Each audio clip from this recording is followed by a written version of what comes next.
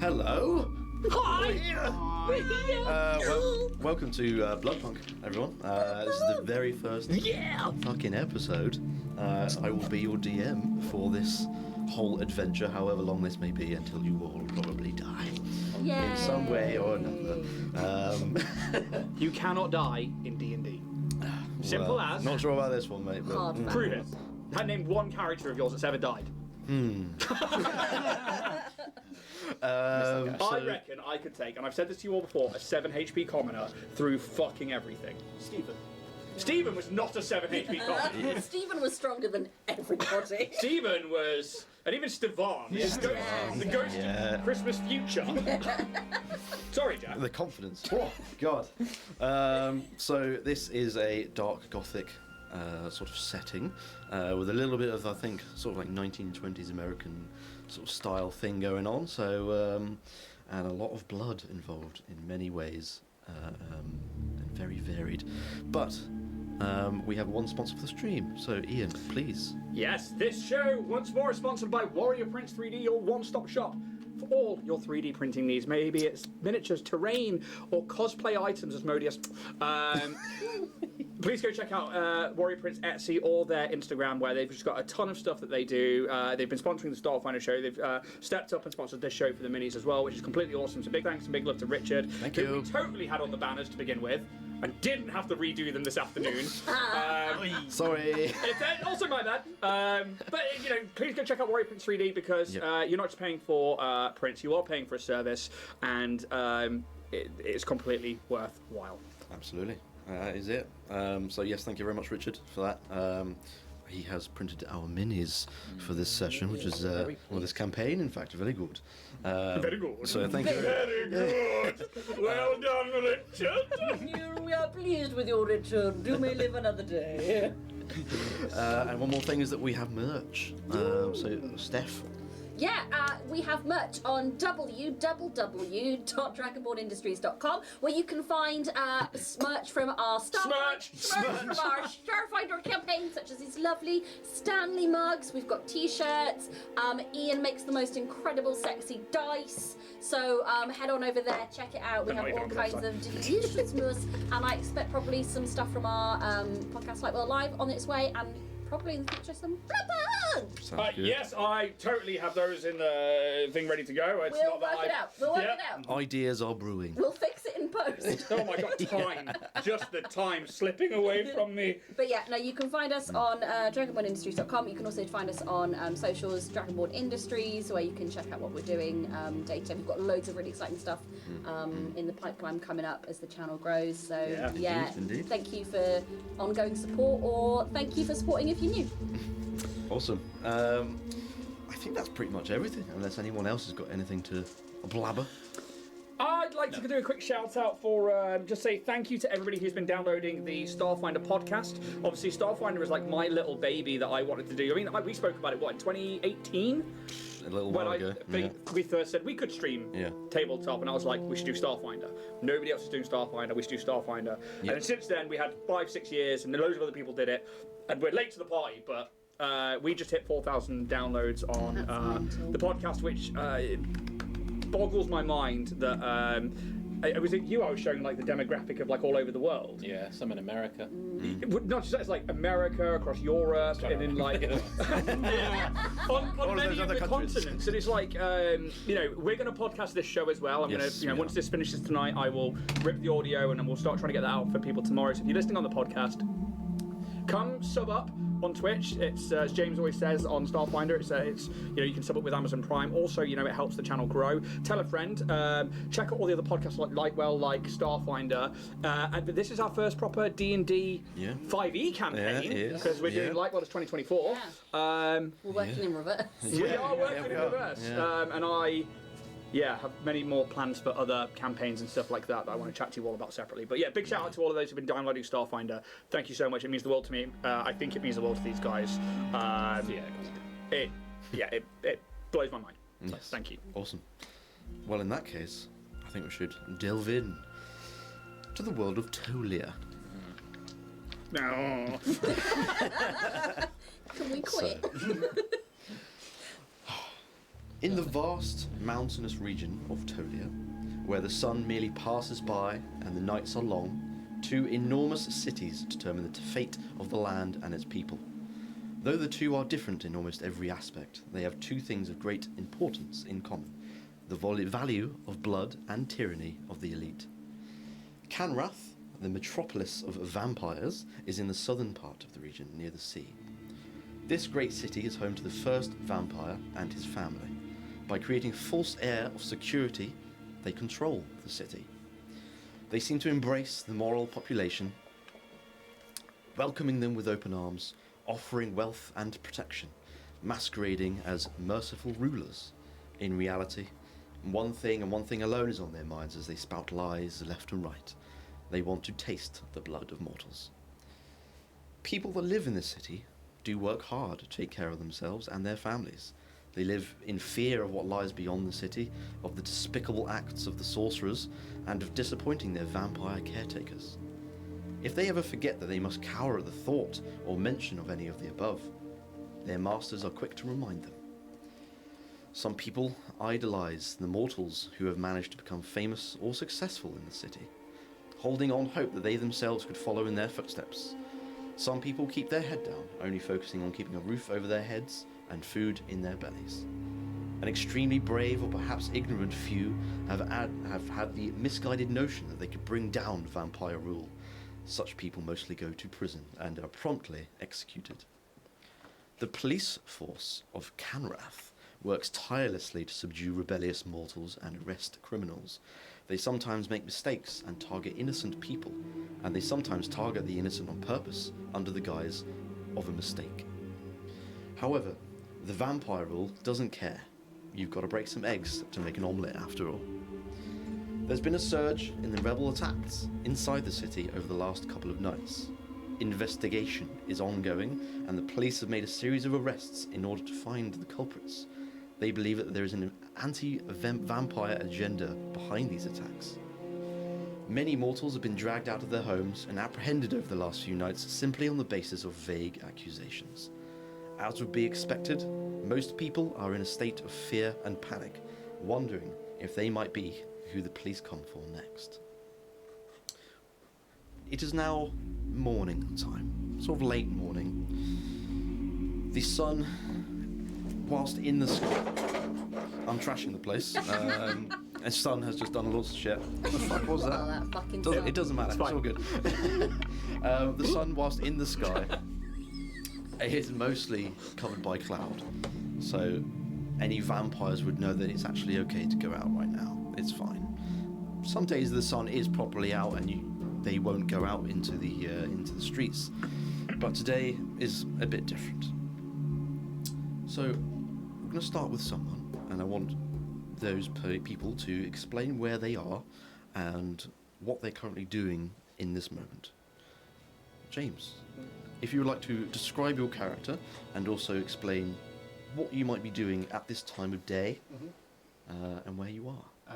My character is a bipedal sort of rabbit, mostly with sort of unwearing of boots, sort of a reddish burgundy trousers with a sort of undershirt with a cape around it made of a certain animal's fur. He's just going about his day in a pharmacy, mixing up the potions, going between the 2 sort of medicines, mixing the elixirs, watching the colours, and seeing the reactions. Alright, awesome. In what moment do you think that your character would be the most vulnerable? Probably at home, looking after his family. End of the day, all his work worthwhile as he settles down for the evening. Okay. And would you lock your door? Yes. Okay. So at your most vulnerable, you hear 2 rappings of knocks on the door. Open up. What time do they call this? Come on. 1 second. As I just hop to my feet and just kind of Press the stick. door. Right system. Oh, he said a bunny thing. Rabbit. It's just as you are about to reach the door to open it, the door is immediately kicked in. And you immediately see before you 2 police officers. And they are looking aggressive. Can you make a perception check for me, please? Perception, that's a 10. It's a 10. Okay. You don't notice anything particularly untoward, but they immediately start accusing you. And they will accuse you. We have reason to believe that you have not been paying your blood tax. I've been paying So it. upon that, you will be arrested. What's this all about? They will immediately start to turn you around and start putting some cuffs around you. I will try to resist. Okay. You can make a dexterity check to try and avoid. 8. Unfortunately, you are not able to. The other police officer sort of holds you in place as the other one starts to get these cuffs around your wrists. Officers, I think there's been a misunderstanding. We pay it. We're a law-abiding family. You can't be questioning the police. We have the evidence. So you're coming with us. I don't see how this is, but okay. They start walking you out the door. Just put the kids to bed. And they start dragging you sort of just out of where your house is, along the cobbled streets. And we will move on from there. Steph. Hello. So please explain your character and where you might be in this situation, and where you might be the most vulnerable. I think where they would be is also where they would be the most vulnerable. In the family home, you see an automaton. A figure made of metal and cogs, a slightly androgynous form towards the female, but ever so slightly. The body is made of copper that has begun to oxidize, so these kind of like green-blue patches that have started to spread across the metalwork. But if you were to look more carefully, you'd see that oxidization is spreading from filigree that is in the form of pictures and illustrations. They have glass tubes that run in between the metalwork where you can see blood flowing around, the system bubbling away as they move. And the eyes are completely red, filled with blood. They almost seem to glow a little. And a serene smile is carved into their metal features. They have an exposed voice box hidden behind a little glass panel with a golden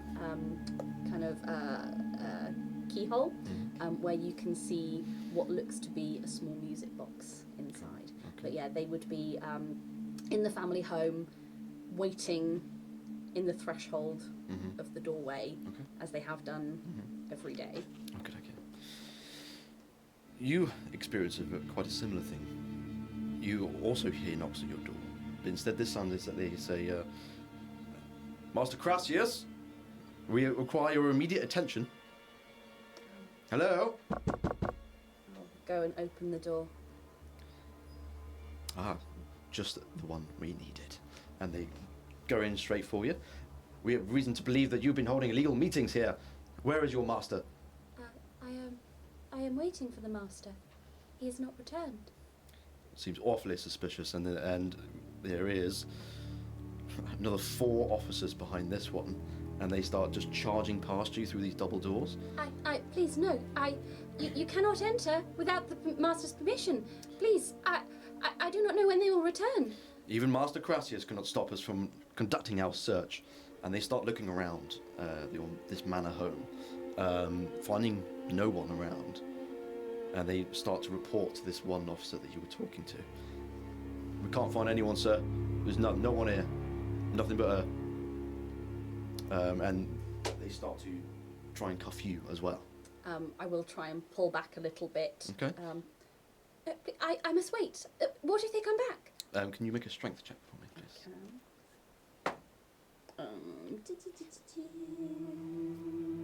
We're doing it on a paper now. 10. 10. I think you just about sort of maybe get like an arm away as you're trying to sort of back away, but these other 4 officers that are in the same sort of room, they're just kind of surrounding you now, and they start grabbing you limb by limb. Because sometimes with these automatons, you don't really know the strength of them. But they want to make sure that they got you cuffed. But they put cuffs straight on your wrists behind your back. And they will start leading you out of this manor home. Again, very much they lead you down these quite grand steps that lead towards your manor home and out again onto these cobbled streets. Alex, please, can you describe your character and where you might be at this time of day? So, in solitude, in quiet meditation, in a temple crypt illuminated by a fireplace and thousands of beeswax candles, a man cloaked in red and black with a lobstered plate visible upon his torso, a large clothed shield by his side, a gilded flintlock pistol heavily engraved, and a longsword secured at his back. His flesh, from what you can perceive, pale and drawn, with crimson eyes that offer a curious but subtle gaze. Yet although distant and discreet, he offers a courteous warmth to those that may pass. Okay. Right, okay. Let's see. Okay, so is this place that you're in quite secluded? Yes. And would you say it's quite enclosed? Yeah. And is there like a door to this place? Yeah, Or, there's okay. access to it. Right. You don't hear any knocks, but it definitely takes you off guard. You hear sort of mutterings behind the door, and you can hear the voices of, sorry, we've got to get the, what do they even call it? You know when they like smack down doors with like a sort of big pole? Battering ram. That way, we'll get a battering ram. Sorry, we need the battering ram. This door is tight shut. Go get it. So that's what you hear behind the door. You can hear that there's some sort of commotion going on. What do you do? I'm going to stir. I'm going to open my eyes. Yeah. And just... And then I'm going to stand and turn and face the door. Okay.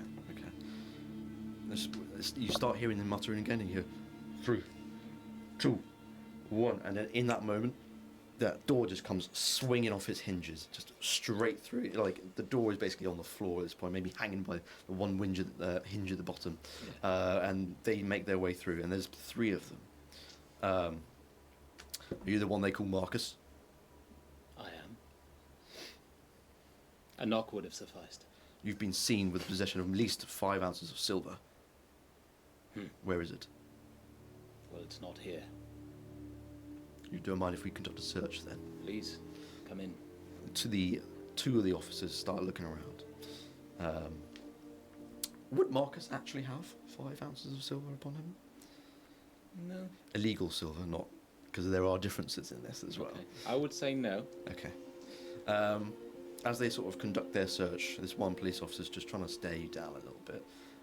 So he's going to make a bit of an insight check on you. Okay. Feel free to make one against him if you wish. Just done that 20. No, I didn't get it.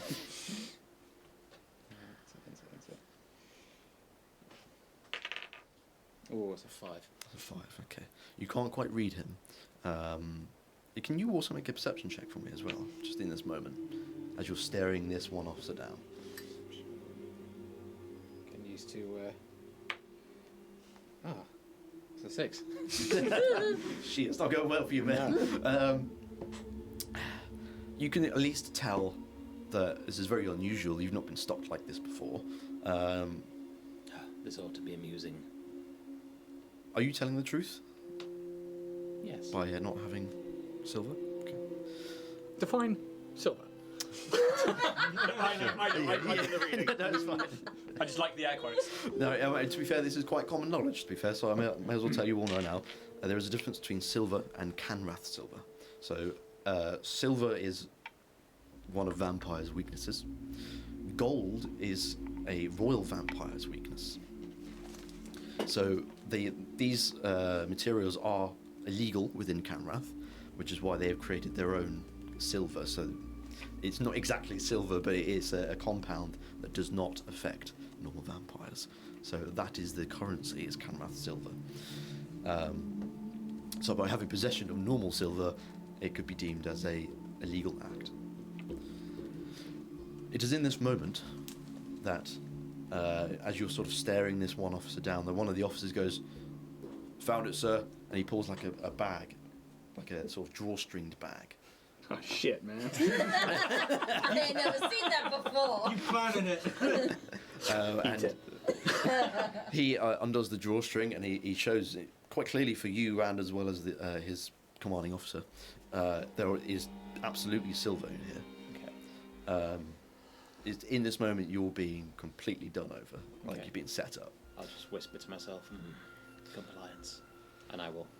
Upon the evidence that we have gathered here today, we have to arrest you, Marcus, and they will do the same to these others. That they will now start to try and clasp these handcuffs around you. I go willingly. Okay, all right. So they clasp these handcuffs around you, and they walk you out of your domain. We move on. Ian. Can I just confirm? Are Yes. we in Kanrath, or are we in the other city? We're in Kanrath. In Kanrath, okay.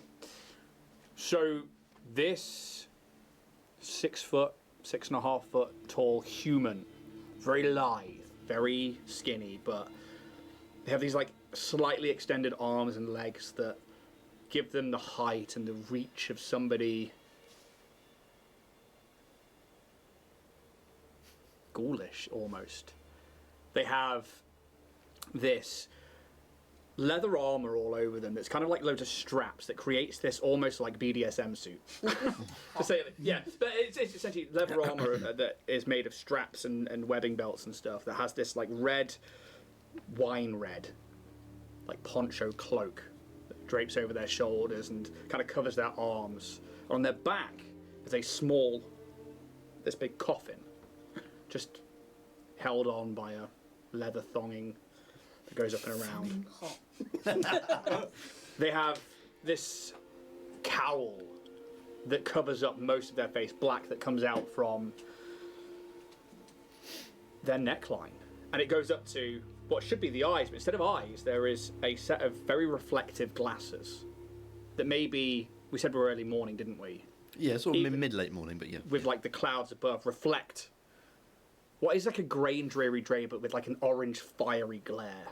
They have this large, wide brim, like Atlanta-style hat, which is again this wine red, and you cannot see, apart from like the tip of the nose and maybe bits around like the brow and the cheekbones, which are almost white and clammy and cold. When they're at the most vulnerable, above table is when they are back in their sanctum. But they're not there recently. They're out. Trying to find other people to watch, other people to like get that foot in the door. Their armaments are broken down and hidden inside the soil inside this coffin, but they carry a rapier at their side. Pretty standard for anybody really about the city. But they have to sleep at some point. And they're tired, and they're heading back to the sanctum. Maybe it's been a long night. Maybe it's been slow of feeding. But this walk they have, this with purpose, is simply because they are tired and trying to get back to safety. And it probably like through some back alleys and like towards maybe some docks or something where they would turn down an alleyway and they just let themselves go a little bit. And in that moment, they're not watching. And they've let their guard down. Okay, all right. So as you're going down this alleyway, And it's not far from home. no, you figure you're pretty close. You get there in a couple of minutes or so. It is as you're going down this alleyway, you're not quite keeping a sort of check on your surroundings. Is as you just happen to sort of gaze up above where you're going, you notice two officers are at the end of this alleyway, and they're walking towards you. And then maybe you just instinctively just perhaps looks behind you, maybe it's just as a bit of like an escape route. Can I get anywhere? He like looks over his shoulder a bit in that like slow, calculated, just non-threatening way, but enough that it's like you just see him like Yeah, cock his head. You also see another two behind you, also walking in your direction, and there are no side passages. He's like, he just tips his hat to the ones in front. Good evening, officers. How can we help you today? You see, they don't respond to you, but one of them you can see is kind of whispering to the other one. Make a perception check for me to see if you can hear what they say. That's roll of the campaign for me. Oh, do it. So high. It's like a 6 or something, isn't it? It's 5 on the dot. Maybe like the glint of like. Anyone rolled above a 10 yet? No. Maybe like.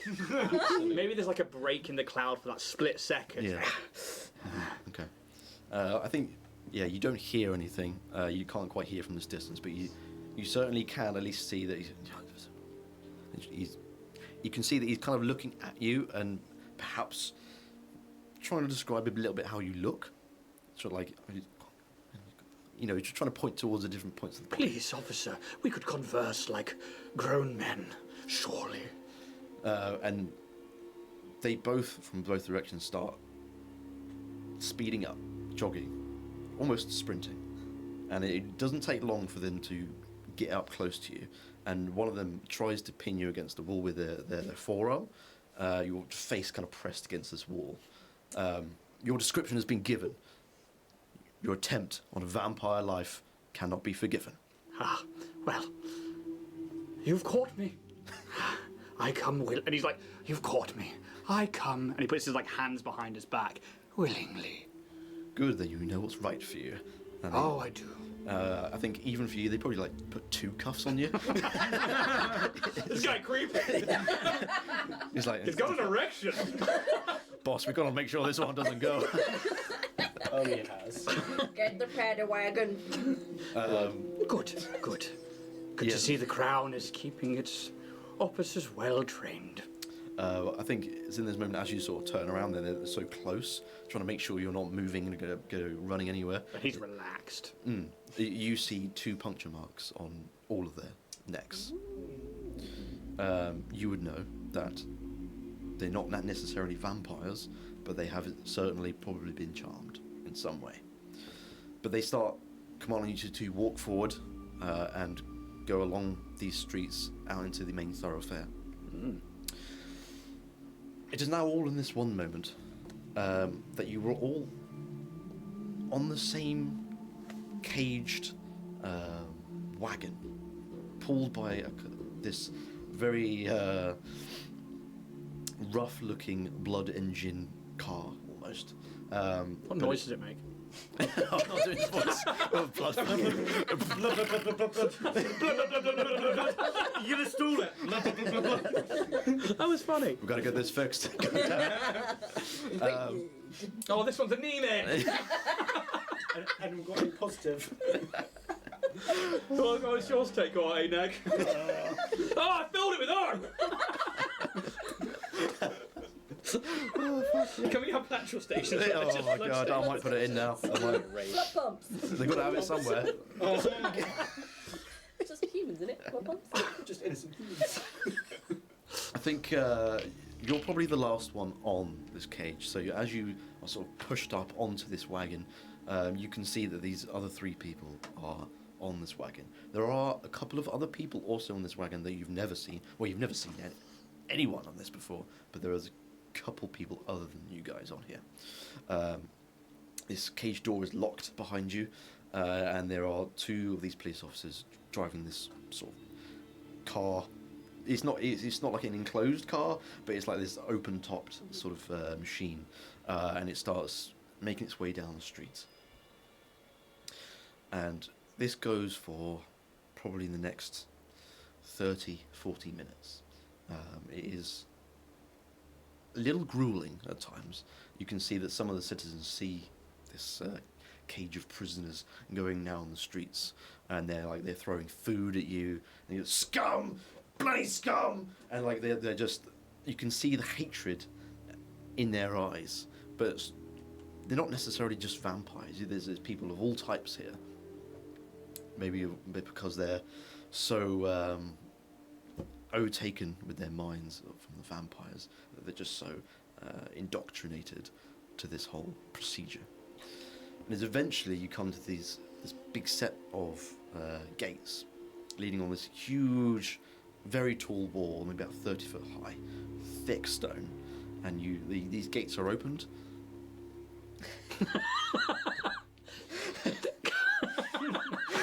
With how many seats is that? At least 3. Like this entire ride over, like I don't know about you guys, but like for my character who's last in the back, I don't know if like people look fearful or people look away, but he just like it's like he takes it in his stride, and he just like sits down, and this like extra long leg reaches out and puts itself like up against the opposite. I imagine it's like 2 benches in the back, like very much Skyrim. Yeah. And like he's just like hat comes down. It's almost like Indiana Jones style sleeping for a bit, where he just waits.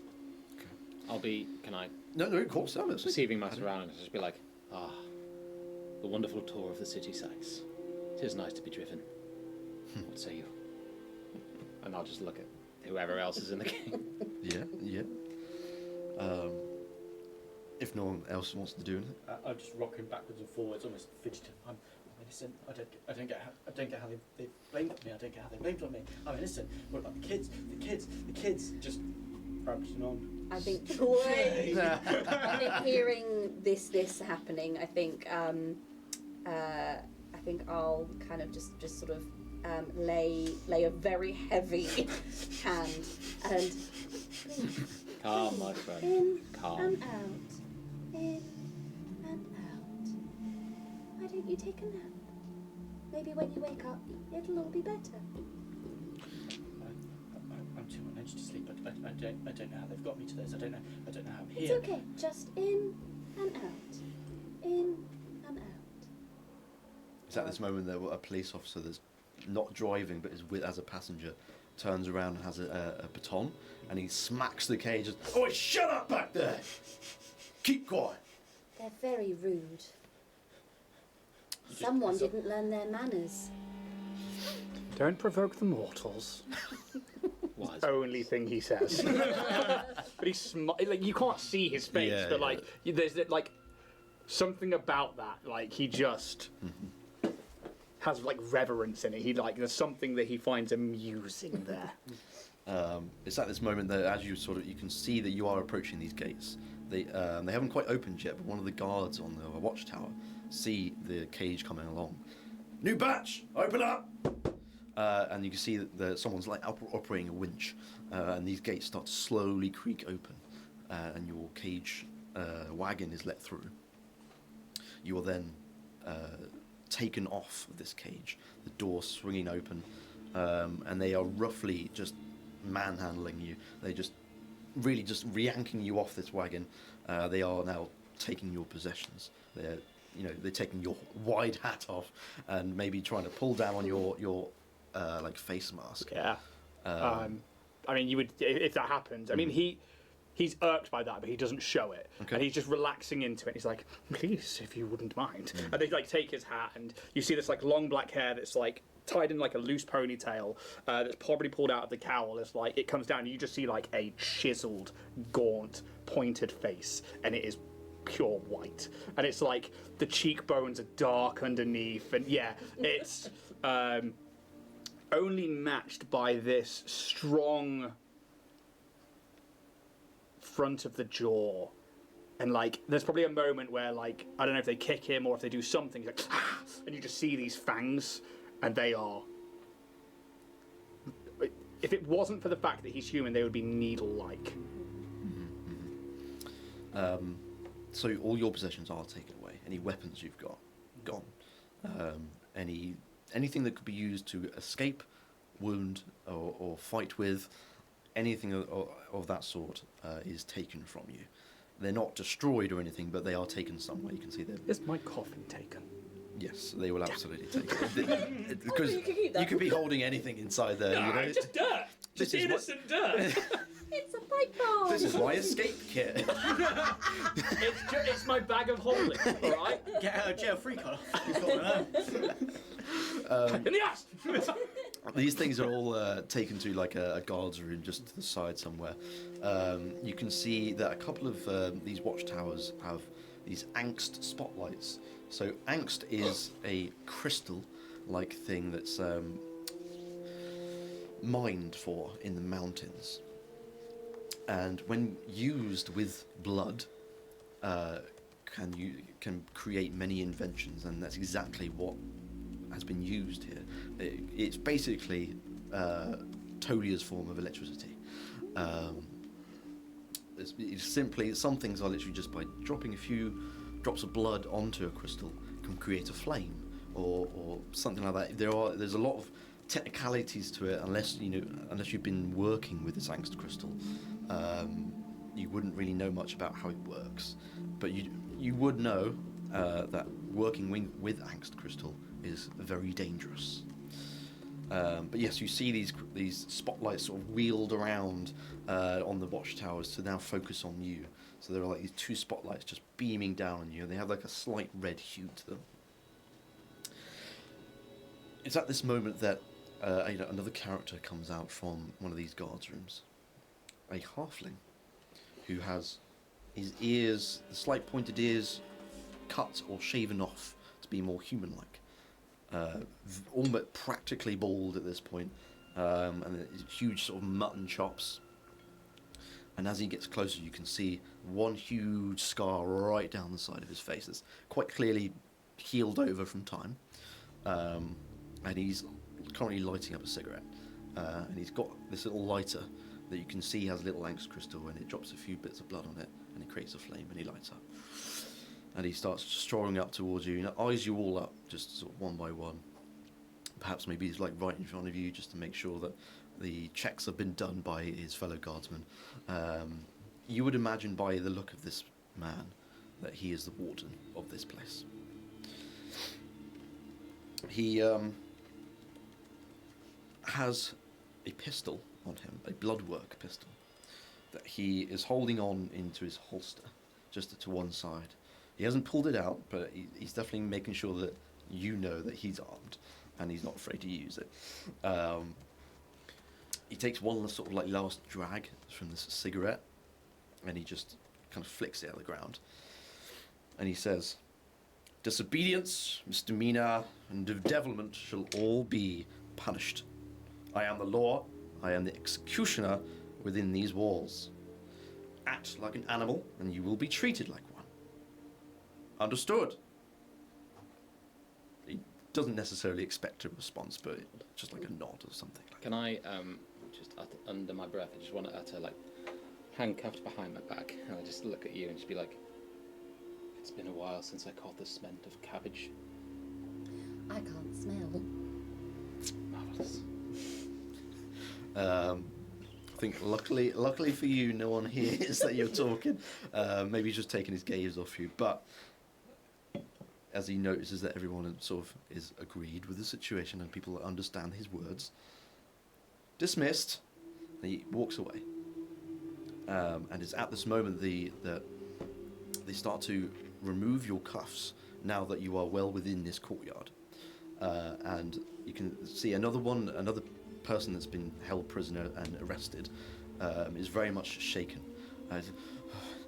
I'm not meant to be here. And you can see he's just trying to look for any way out of this situation possible, and he just starts banking it towards the front gate. The first one is off. And this courtyard is like thick mud. There are thick mud, maybe 4 C's this time. 4 C's, right, that down here. And I think as this guy bolts, like, his hands freed, he is just like slowly just like regaining like this thing, and he just turns to watch them and just see what happens. And it's like, although the cowl still becomes part of his clothing, there, obviously the hat and the glasses are now missing. And again, like yourself, he has these like crimson red eyes, and he's just like, the first one, please. And he just watches with like this eager anticipation, like there's an enjoyment about to happen. I think in this moment when this guy just starts to absolutely bank it towards the front gates in any way and in desperation to get out, you hear far off sort of voices saying, "Oh, we've got a runner!" And you can see behind you in this massive building that you come to is like a small fortress. There are these small barred windows, and there are quite a lot of these prisoners like face up to it, and a lot of them are just sort of like laughing maniacally. And you figure that some of these people in there are saying, "We've got a runner," all that kind of thing. They're really excited about what's going on. And it's in this moment the warden turns around, just straight up shoots this runner without even looking, and this bullet pierces his neck, and he falls over and stumbles over. He's not dead. You can see he's and right up the edge of the gate, and some of the guards go in to try and sort of take him, and the warden says, "Forget about him. He'll be dead in an hour." And this guy is just lying, like sort of sat up against the wall in this mud, just bleeding profusely from his neck, just trying to hold everything in, trying to breathe. I just kind of look around and like, I guess the check always comes at the end. He tried to run, but I don't think there's any way out.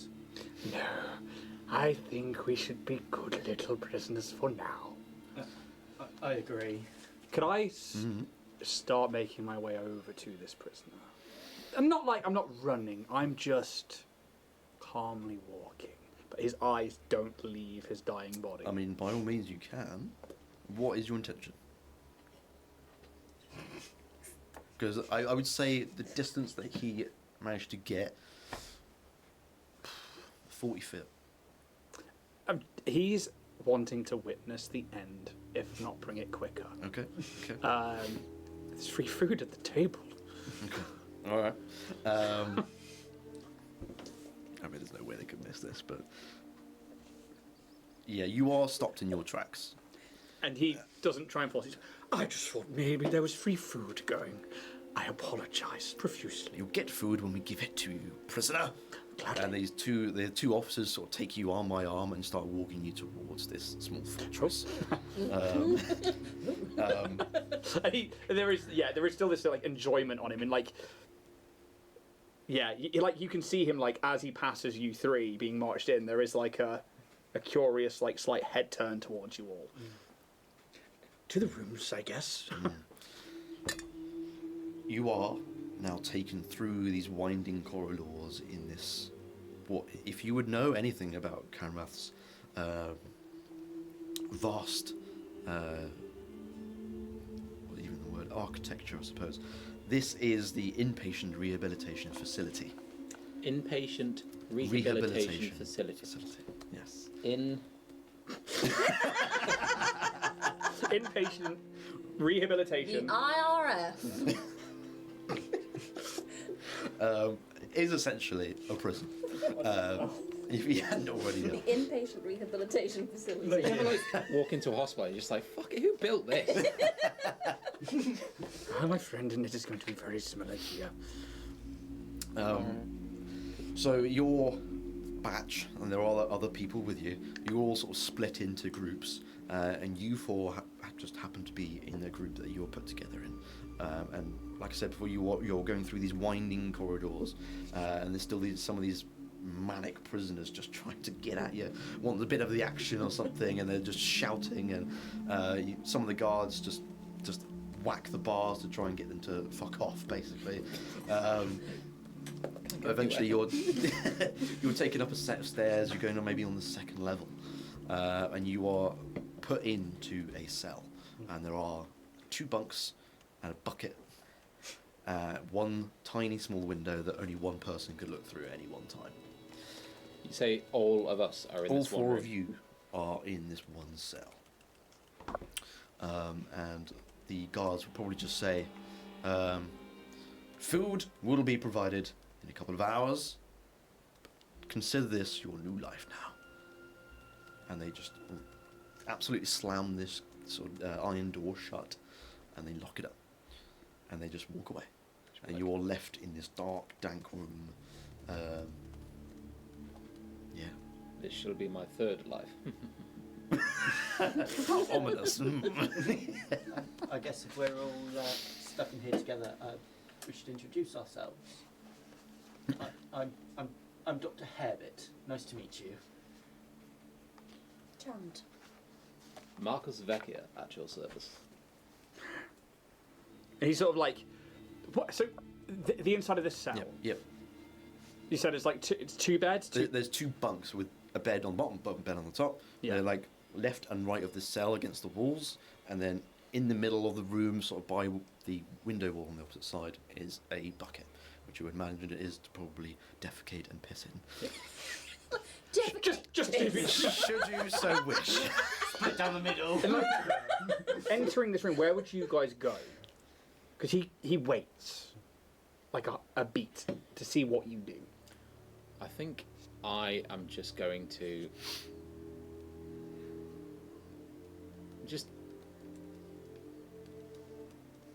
don't know. trying to think what I do with the space. I would stand by the door, just very still, almost like a suit of armour, just stood right by the door.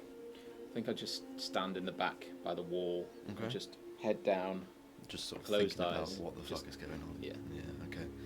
Anyone else? Just pacing up and backwards, forwards between the door and the wall, the door and the wall, the beds. I think then if that's where everybody is, he just owns the room and basically goes across to the bunk beds are and just like slides himself into one of the bottom ones, like he's sliding into a coffin, just relaxed. And like he's too long for the bed. He has to like bring his knees up ever so slightly, and his back is like hunched against where the head would be if there's a pillow. I am fear. You can notice on these bunk beds there is a vague resemblance of bedding. There is a pillow per bed, and it is just thin. There's not much padding to it. The cover itself is just like there's some holes in it. It's very tattered, and you just have like this thin blanket as your only means of warmth at night. Obviously, you still have some of your clothes, but that is all that's available to you. Do I still have cloak, or has that been taken? I'll allow you to have your cloak. I think they definitely would have checked underneath to make sure. Look at these. A machine gun. Yeah, and he just like tucks it in and just kind of like, yeah, you're pacing and people are like, give names and he just waits and then says he is fear and now we wait to see who the main players in this game are. I'm not fond of this game. I would like to leave. Oh, I don't think any of us are going anywhere anytime soon. I second that. I'd like to leave. I'm innocent. I shouldn't be here. Then please, try and run. I think if we try and run, we'll go to the window, just go and go. Make a perception check. Oh, fuck. Come on, man. 9. Okay. Yeah, maybe you don't lean over quite enough, but you just kind of look out.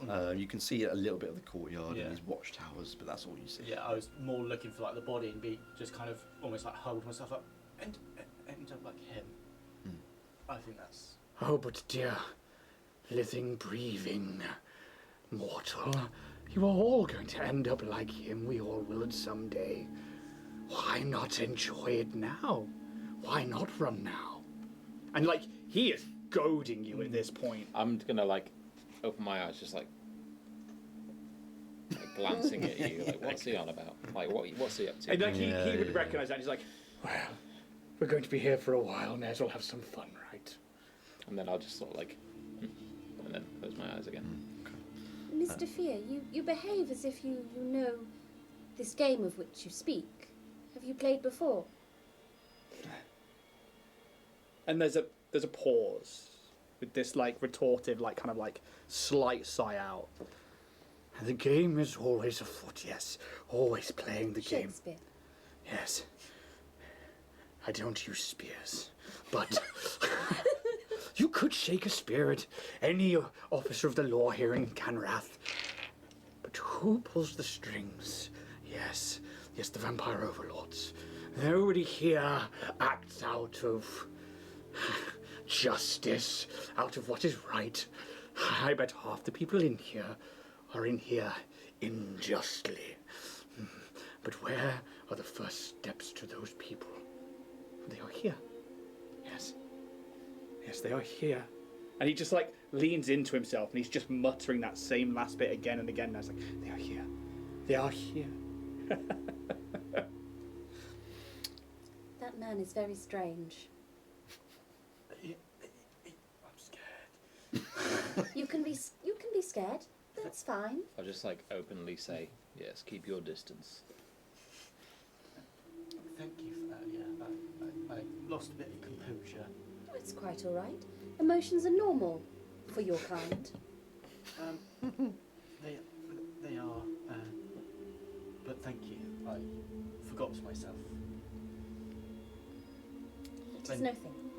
I just kind of go to one of the beds and again, I just kind of use my cape and put it over, lie on it, and just kind of almost using it to sort of almost self-soothe. Like, oh, yeah. More like stroking it, like. I will soothe on you later. No. I'll be home. I'm innocent. I'll be home soon.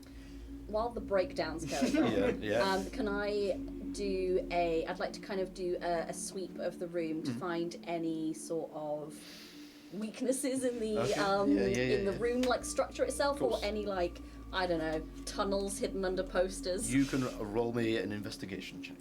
Okay. It's above a 10. Woo! Getting up there.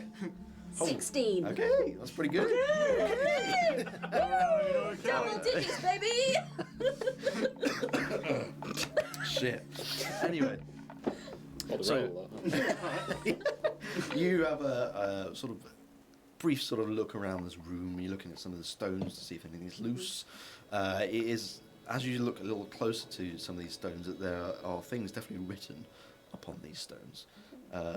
You would imagine from the contents of these things that they are previous prisoners that were in this cell. You read things like, "No way out. I'm coming for you." Great bands. For a good time. You even read one that says, Linda. the vampire rain shall fall. And then in another part of the room you see there are just tallies of, you would want to imagine, is days. And maybe at first you look at one of the bricks and it's like the whole brick's taken up with one tally. And then next tally. And then as you get a little further along to the wall, the tally is getting smaller because they realise they're not coming out of here anytime soon. So they're using smaller and smaller space to try and put more numbers in. Like when you do like a birthday comp, when you do like the left on the side, you get to shit yourself. Make the beat too big. Confident with the stuff. Confident with that happy, weren't you?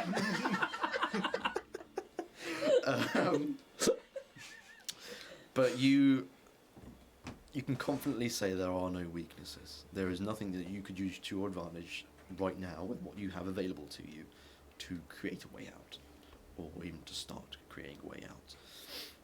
Even the iron bars themselves are just very set in the stone and thick. Again, thick. 5 C's. Yeah. So.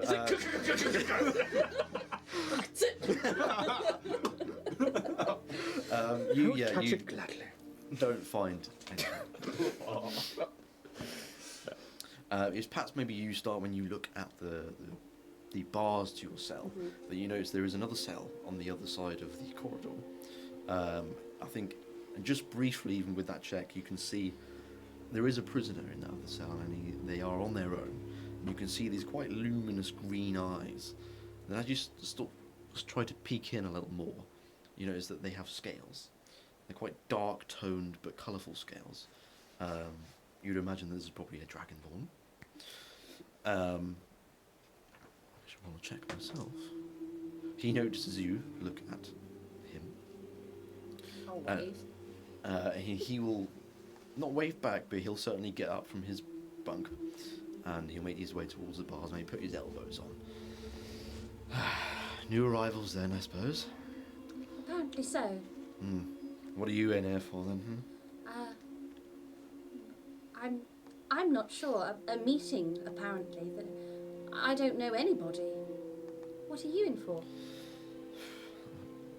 Apparently fraternising with the rebels.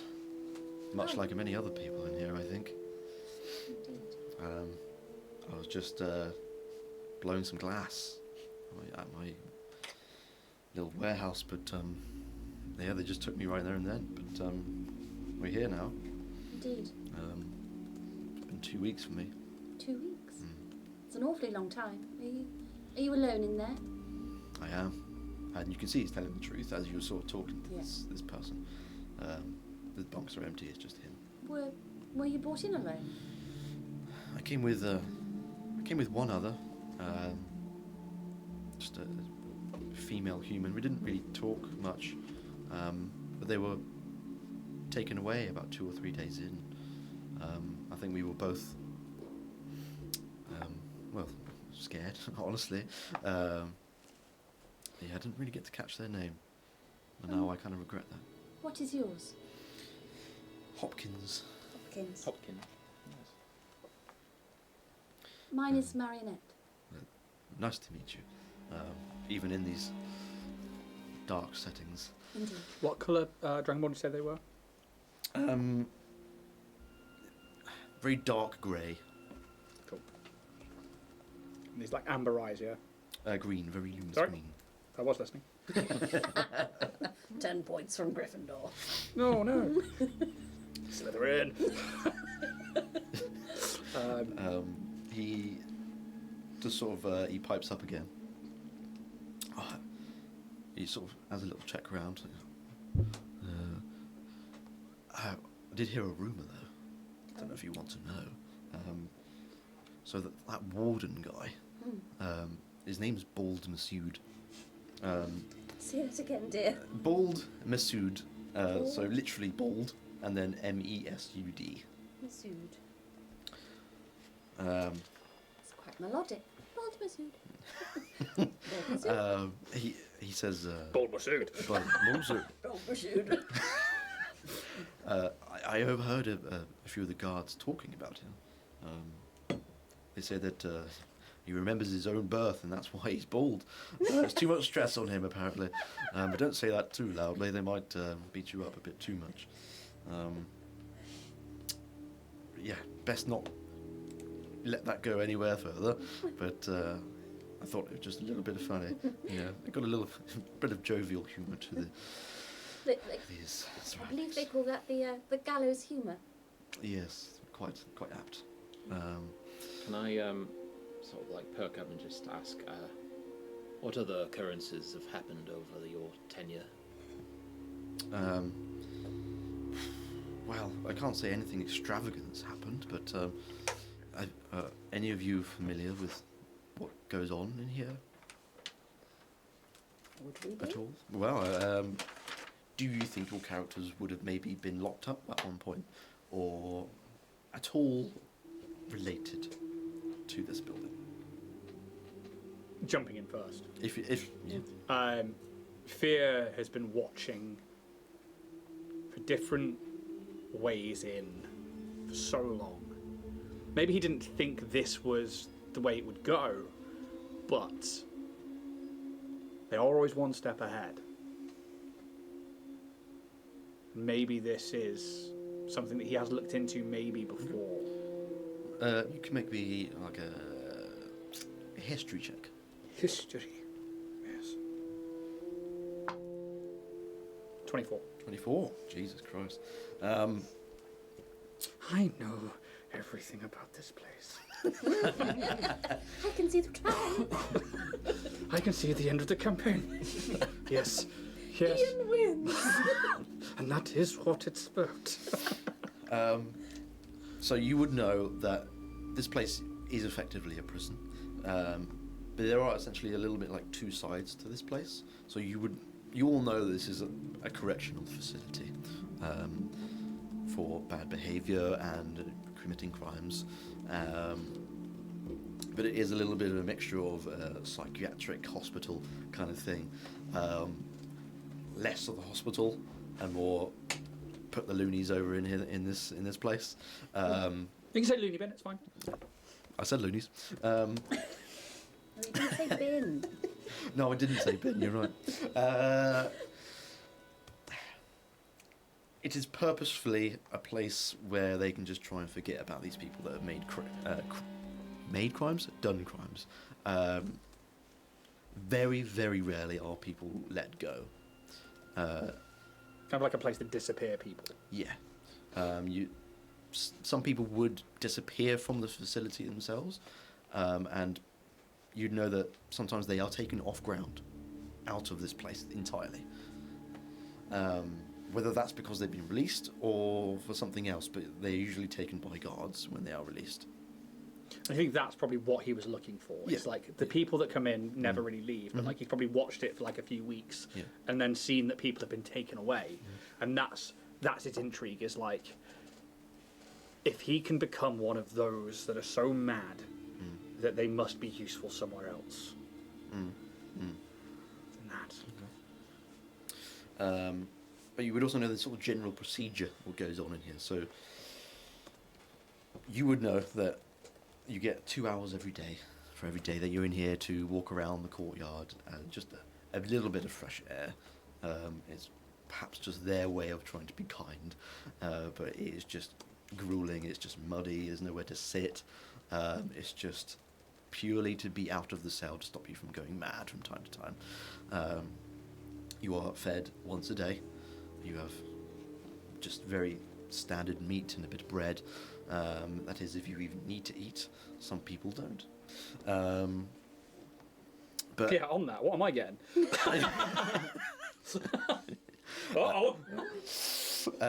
But you would know that also every day at midnight, they will come around and beat you.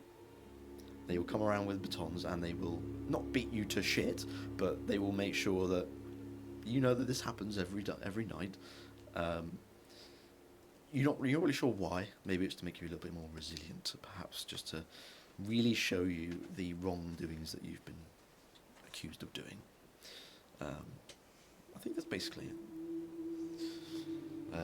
And Hopkins will probably relay this to you, even if you don't know what it is.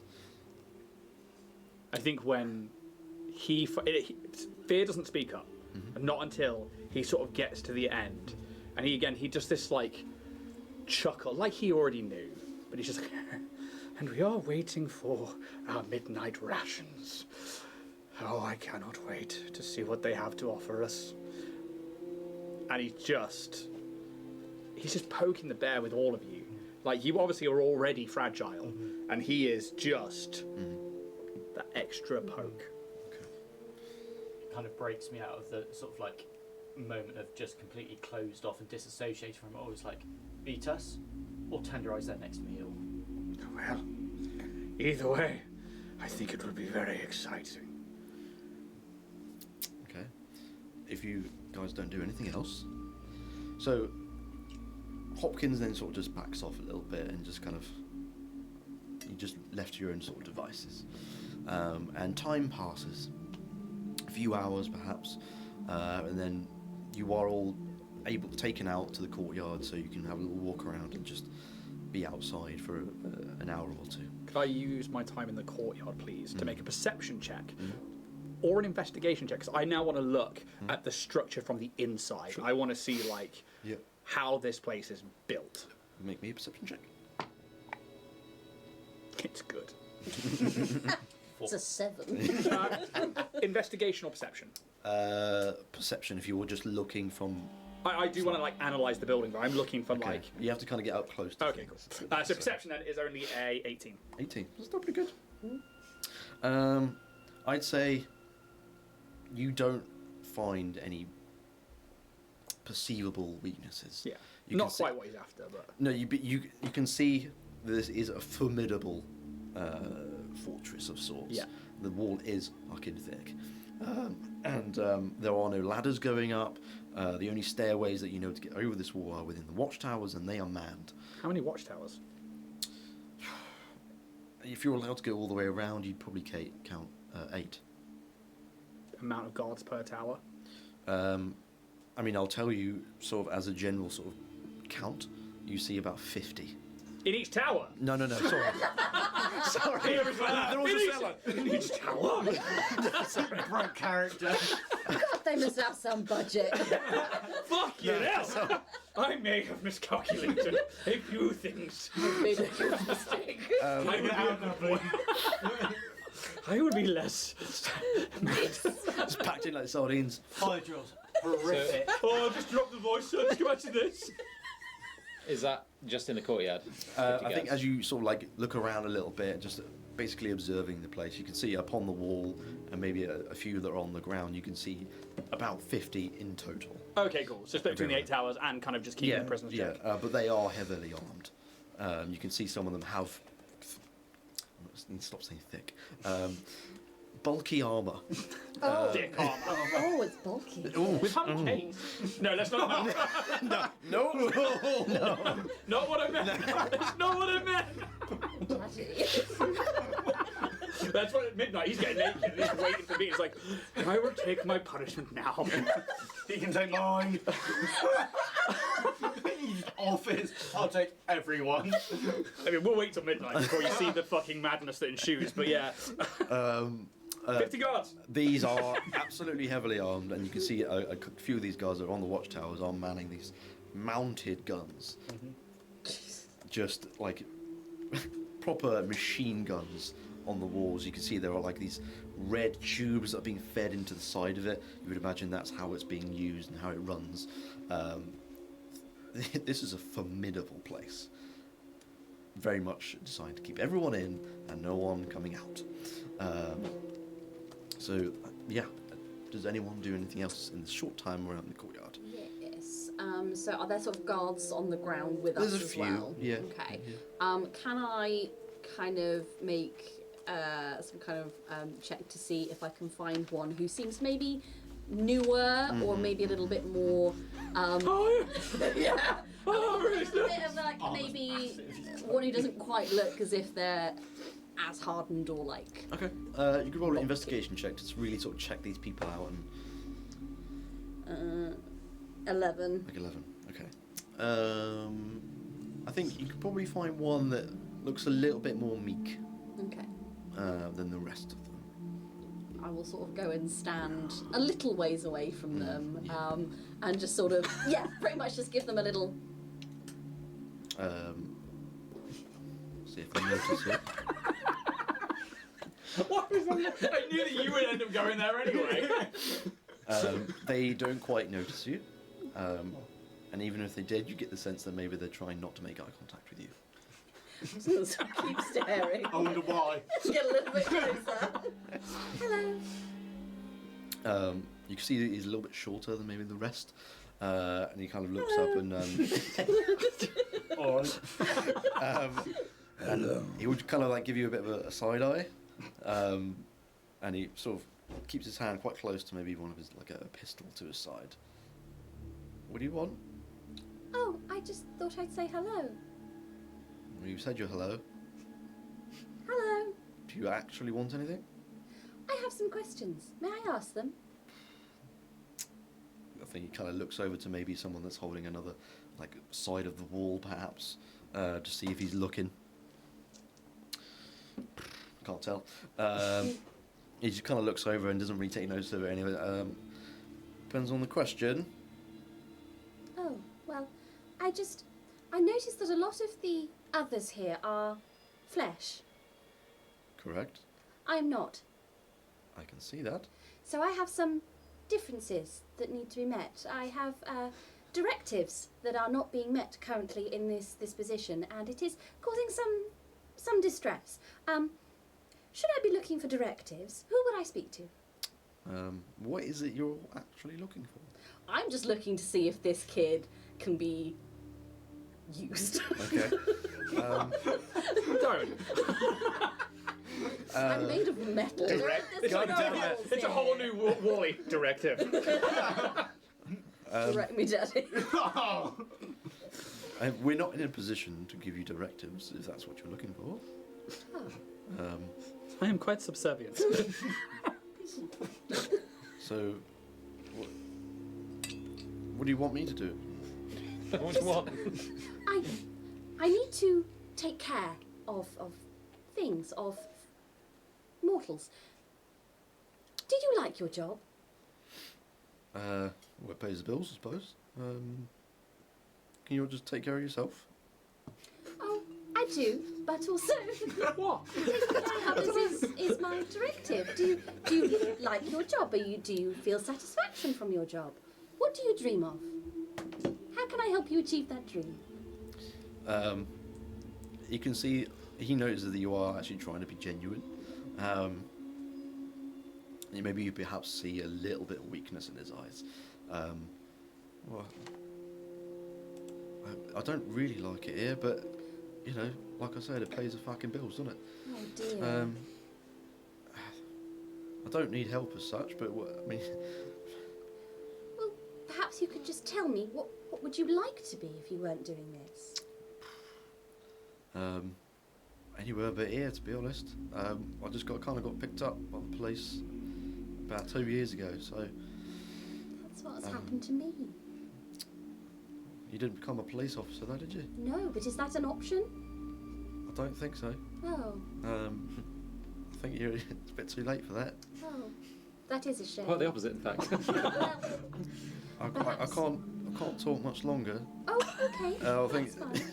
I think he's going to notice me. So Well, if you want to talk again, I'm in a cell I would imagine you are. upstairs. Could I know that Fear's doing his own thing, but could he clock that Marionette is talking to one of the guards, and one of the guards seems to have given in, and they aren't as strong? Do you know what your passive perception is? I do. As you're going around looking, what is it? I do. It's an 8. It's a 12. 12. Okay. I'm not being like I don't want to listen into the conversation, no, but but I want to take note. I think that, like, as you're doing a little bit of a patrol, just having a look around, I think perhaps you do notice that a conversation is happening between this automaton that you've met, and is your cellmate, and this guard. Can I see if like the guards are changing shifts, just any sort of patterns or anything like that? You make a perception check yourself, please. Please. Jesus Christ. Mate, you just got to start rolling higher. 5. just bad players, man. I fucking tell you this every Monday. They're just bad players. Charge them. I think. There's fucking dice. There's no charging them. It is. You need to put it on the right side. I think you probably taken aback so much from the experience of being taken away from your home and being somewhere so full on that you're just not able to really concentrate. You think what looks like they've just switched out, but actually it's just someone that's gone for a piss. You know, so you're not really sure how often or how many. Yeah, I imagine it. I'm so frantic, like my eyes dart between the place. Instead of seeing like one person, I'm seeing like 5, and then sometimes I'm like, there's someone there. Oh, it's a tree, sort of thing. Just flicking backwards and forwards, like head twitching. Are there any guards that I distinctly know to be carrying keys? Carrying keys. So you're just trying to look at each guard and see like which one is holding the keys. As an investigation check, if you're really trying to look upon their person, each one, investigation. Getting your nose up. All You might have to roll butts. pretty good for this one, buddy. Oh, whoops. That's a 16. Okay.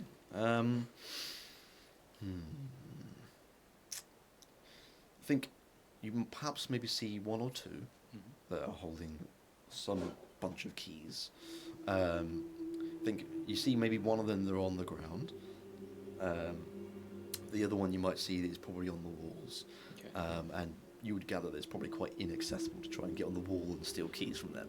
But there is one guy on the floor that has a few keys. Can I casually approach? Just like Can as if try. I'm just looking up at the towers. I'm just like walking around. Okay. And then I'm going to approach this individual, but not engage with them just yet. A fucking high security prison, 50 fucking guards per tower. Yeah, okay. And then I guess I'm gonna. I guess I want to like pay a compliment in some way to like To this guard. This guard, yeah. Nice tits. Yeah. Nice So, to- yeah, well, I mean, how do you approach? Or Yeah, nice tits.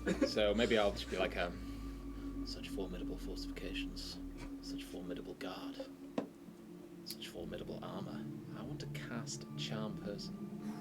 Okay. Oh my god, that's like just like stroking down the chest. It's just a little armour. So, Such a pretty face. Hopefully no one's watching. is this All the other guys just like fucking going on.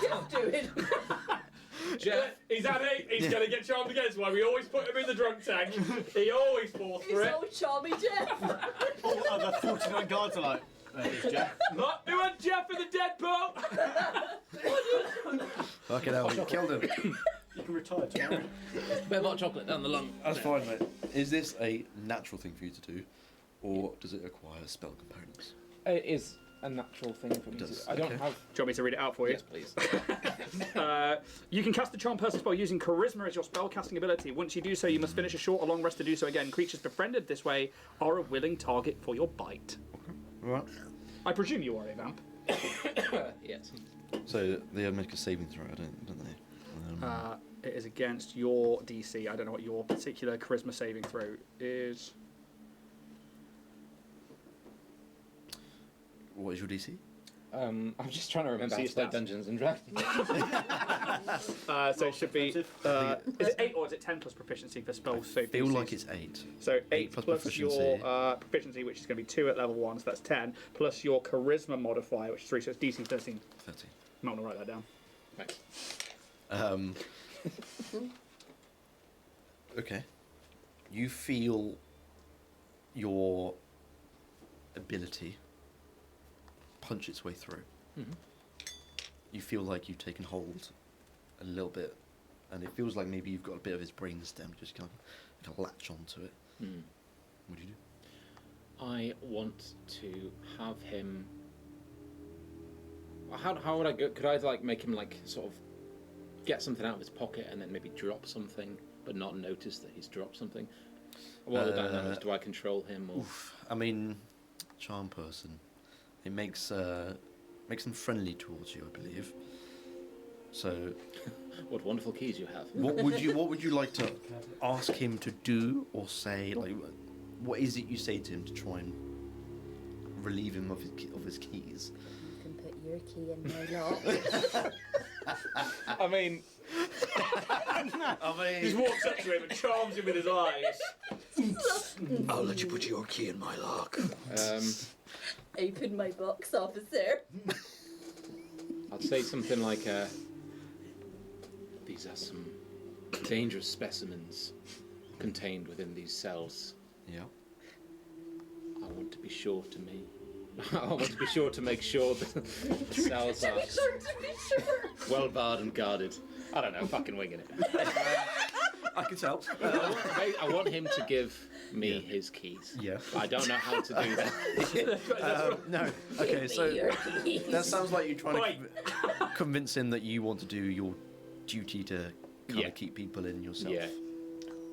Okay. Landing services, but It's quite a difficult thing to ask.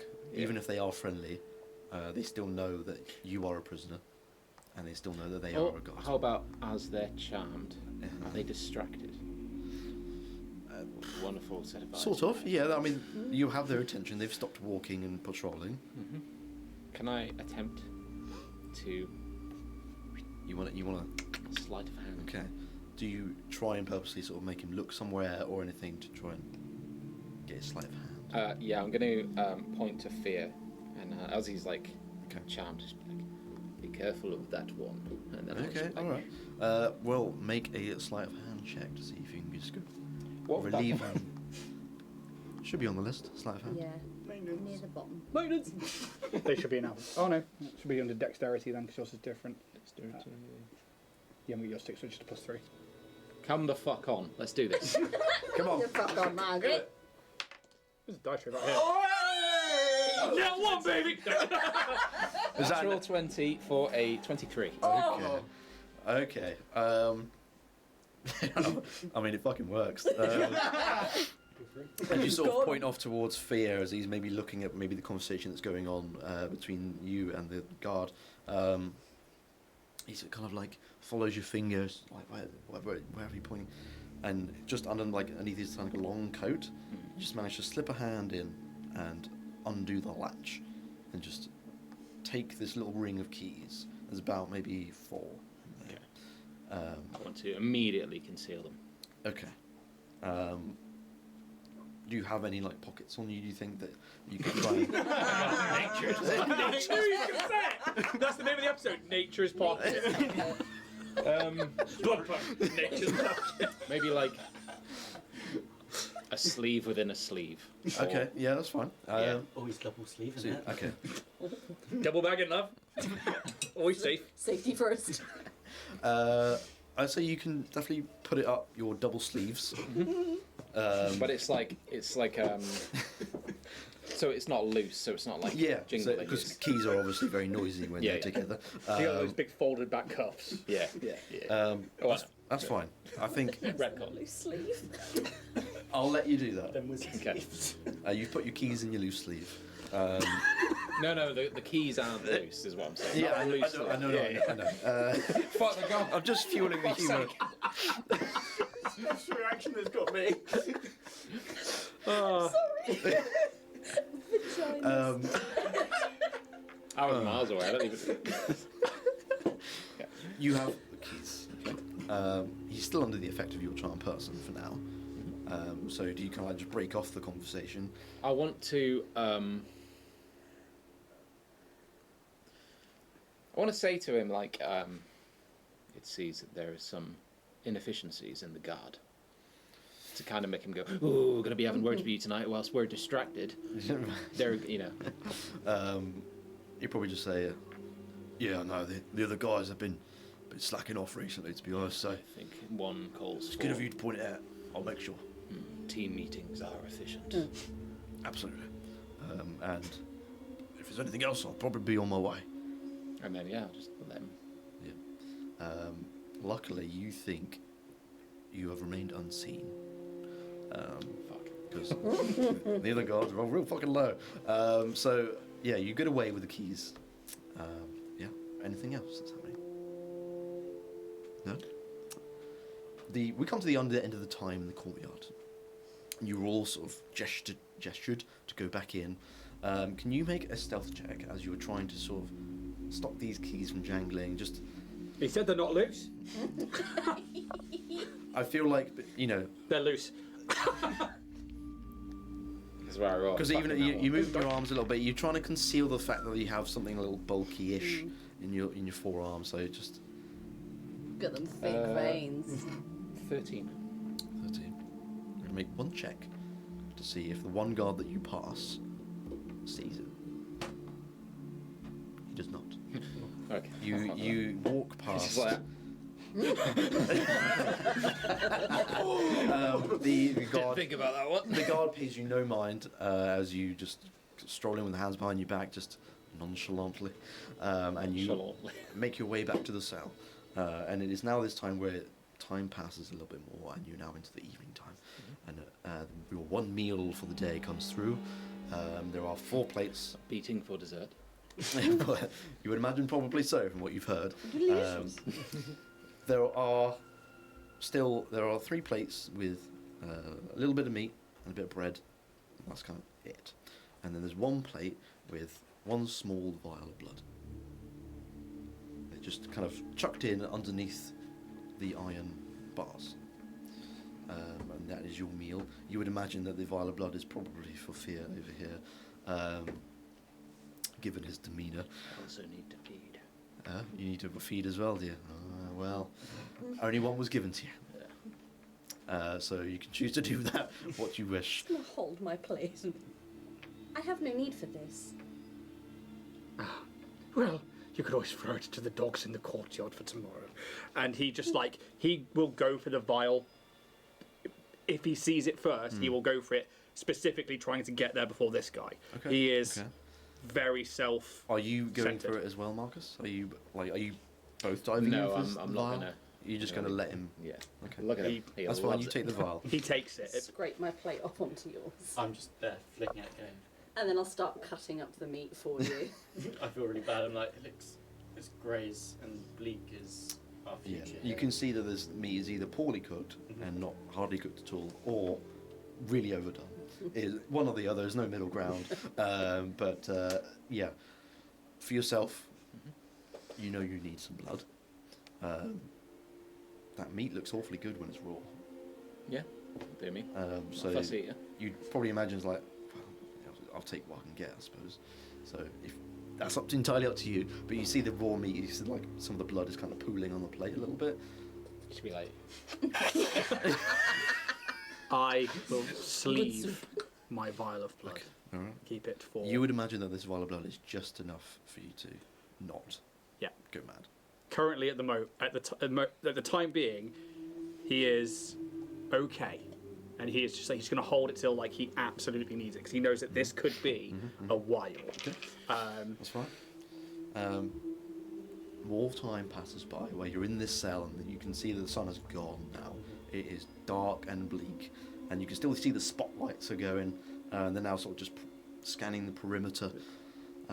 As we get to midnight, Yes. he begins to get undressed, and he puts his like cloak down on the bed and folds it up, and he's silent but meticulous. And he begins to take like the wraps of leather off, and his cowl comes away, and you see this like emaciated but like very lithe, very like 0% body fat, like chiseled bone and muscle, but like not physically weak, but not like a bruiser.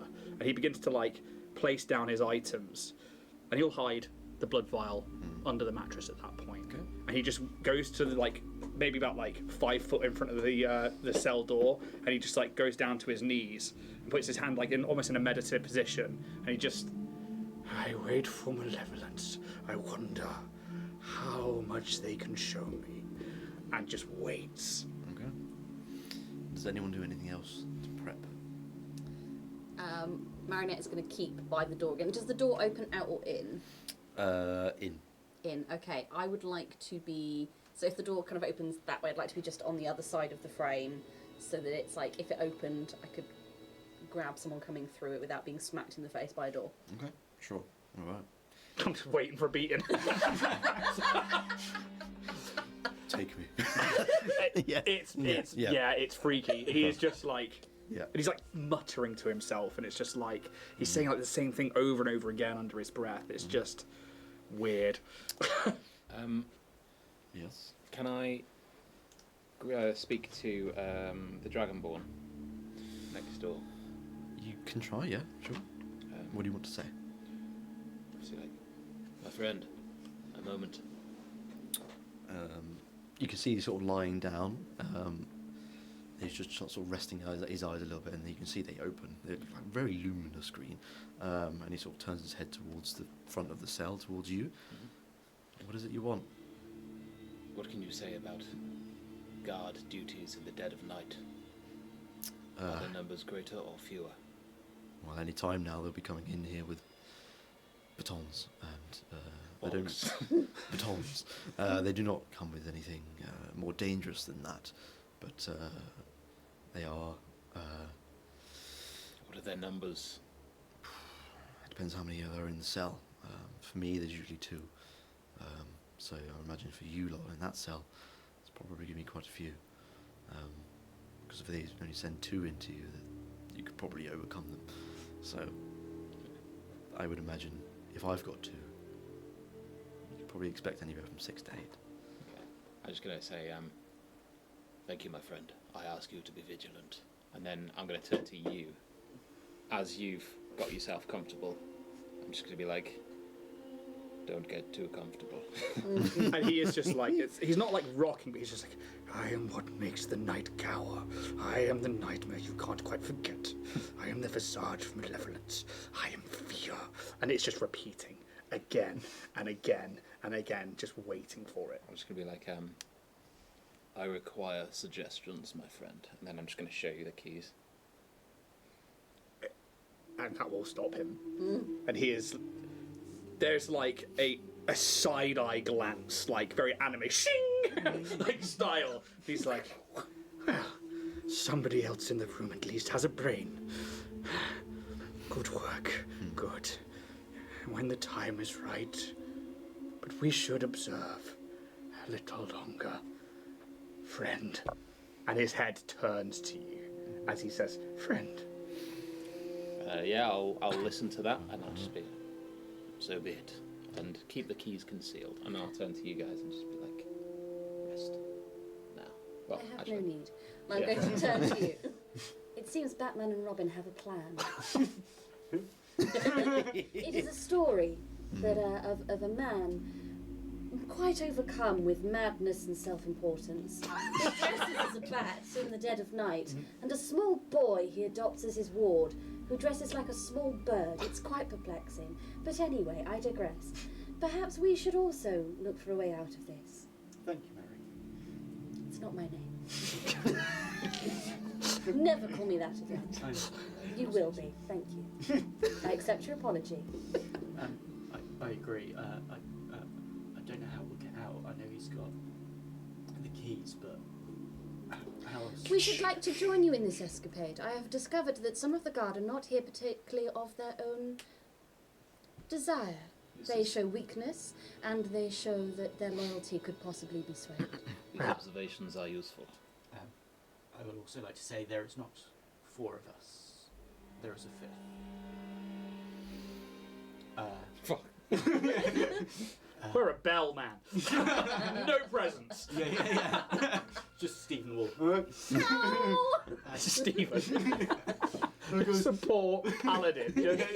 How did I get here? He's got a railgun. Got to renew my tax did. Who is this 5th of which you speak? He is a part of me. I nickname him the Beast. And you think I am the mad one in the room?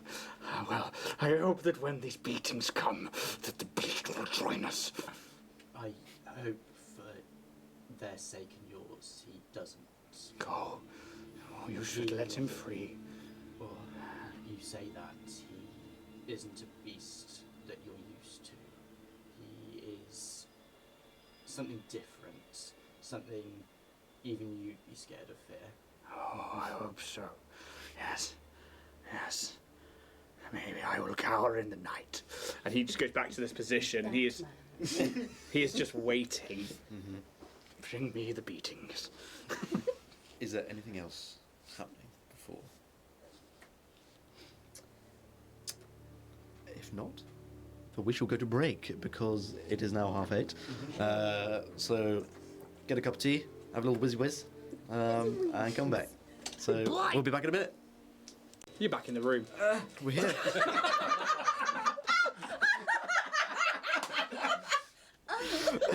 Just make sure there's no one under the table. Let's just catch your attention. We're back in. We're back in the room. How the fuck is everyone doing with this thing that's going on right now? No, it's good. I have enjoyed it greatly. Goodo. Yes, good lad. Jimmy Two Fingers. So yeah, Plenty soon. slightly dark stuff. Not too heavy. yet. Not too heavy at the minute. Just We got arrested. got arrested. Saw a guy get shot. He's bleeding. The corpse is probably still there. Actually, to be fair. That was rough. That Yeah. was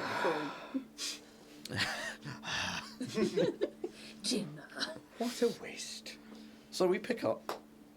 We're in the cell, and you know that you guys have had your meals or blood in some people's cases, and we're coming close to the time of midnight, which you have been informed now by the other cell mate across the way, that guards will probably come along and beat you. They won't beat the ever-living shit out of you, but they are going to at least beat you.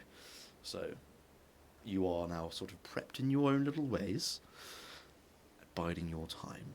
Completely normal and innocent ways. Indeed. Nothing weird going on here at all.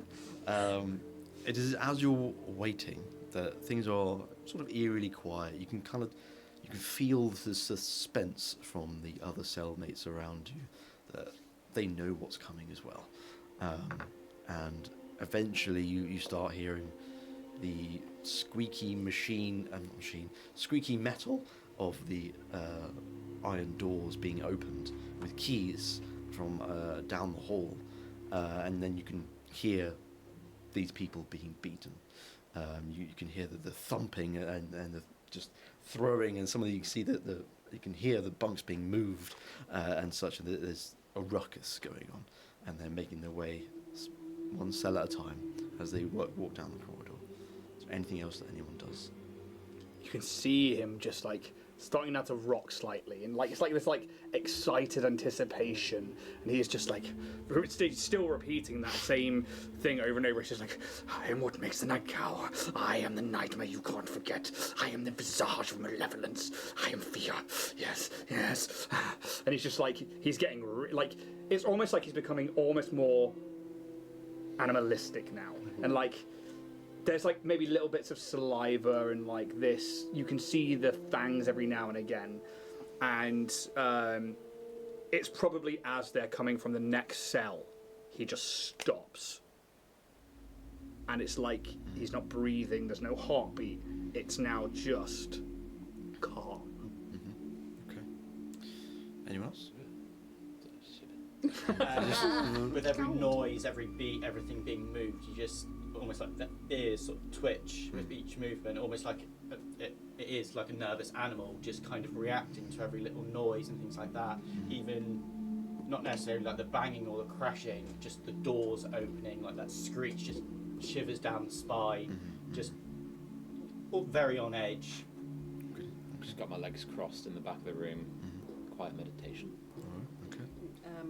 Yeah, Marionette is, as these kind of sounds are moving up, sort of like twists a cog on the side of her head, and you see like the blood almost like bubble through the tubes a little bit, as and then she kind of will, as she loosens the cog, take out a tiny key and unlocks the voice box and pops it back. Okay. All right. It's about 2-3 minutes later, as you can hear the guards are in the cell next to you, just behind the wall. And you see them approach in front of these iron bars, and there's quite a few of them. You can see some approach from the other side as well. You would imagine this is the backup because there's 4 people in this room, in this cell. And I will roll to see actually how many there are. So there is 50? 50! Yeah. We're in a fucking tower, mate! No, there's 8 towers, there's 400. There is 6. Okay. And one of them has got 6 backup or 6 all? 6 in total that look like they're looking into your cell, or they're slightly varying different sizes of police officer, such. But they're some of them are like have a bushy sort of moustache, just looking very grizzled, and they're kind of just patting this baton against their hand as they're about to come in and beat you. And one of them opens the door, and they flood in. Does one of them look like they are the leader? I won't even make you roll. This is kind of like an everyday thing. No one is in command of this group. Cool. They're just doing their thing. The first one, and hopefully I'm at the front of this group, the first one that comes straight towards me, I would like to do charm person, please. His eyes just open, and it's almost like this, like, they are deep crimson now, and he is hungry. He has held off on eating. Yeah. Okay. Alrighty. How do you charm him? So it begins. Come. And I will them to get in close. Okay, alright. And that makes them coming in close anyway, so a willing creature to my bite. Okay. As soon as he comes down, and it's like, I think, whereas the rest are filing out to maybe beat, he is going to just lean in, and I'm going to bite. Okay, alright. I'm going to go straight into that exposed neck. Sure. Do you have to roll to hit with that? Yeah, I do. Although, to be fair... Well, as an action, you can bite a willing creature. If they say they're willing, yeah, it just goes through. So what damage do you do? Well, that creature is grappled by me. They are incapacitated and restrained, and the bite deals 1d6 plus a strength modifier. Plus, a bit more. Yes. So, Roll up. Ooh. That's the first one. It's a 3. And then that's 3 plus 3 minus 1 for the bite. So that's 2. And then as he just... It's 3. Another 4 necrotic on top of that, as he just leans up. He doesn't like grab onto it. It's his mouth that latches onto like the clavicle first, as he just... And like... what we would see if it was like inside is like the heartbeats of this god, and then there is a pull like as he sucks in, and it's like after the beat, like the heart pumps it, and then he sucks, and he just. And like the blood begins to pool down his mouth as he then just stands up. Shall we begin? Okay, all right. I think the rest of you probably see Fear kind of from the rear. He's just kind of sort of leaned over this other officer, like head in his hands, and you can kind of see him kind of pulse every time he gets this feed of blood rushing through him. And the other guards will then make a strength check to try and take the guy off you, basically. That's a 12, so you have to resist that, I think, don't you? Or... I believe so. Technically, he is grappled by me, so you tell me as it's what, contested? Yeah, I'd say it's contested strength check. So it's a 12 for... Whoop! Oh, that's lovely, isn't it? Athletics or just strength? Doesn't matter, both for a -1, 15. Cool. 15, okay.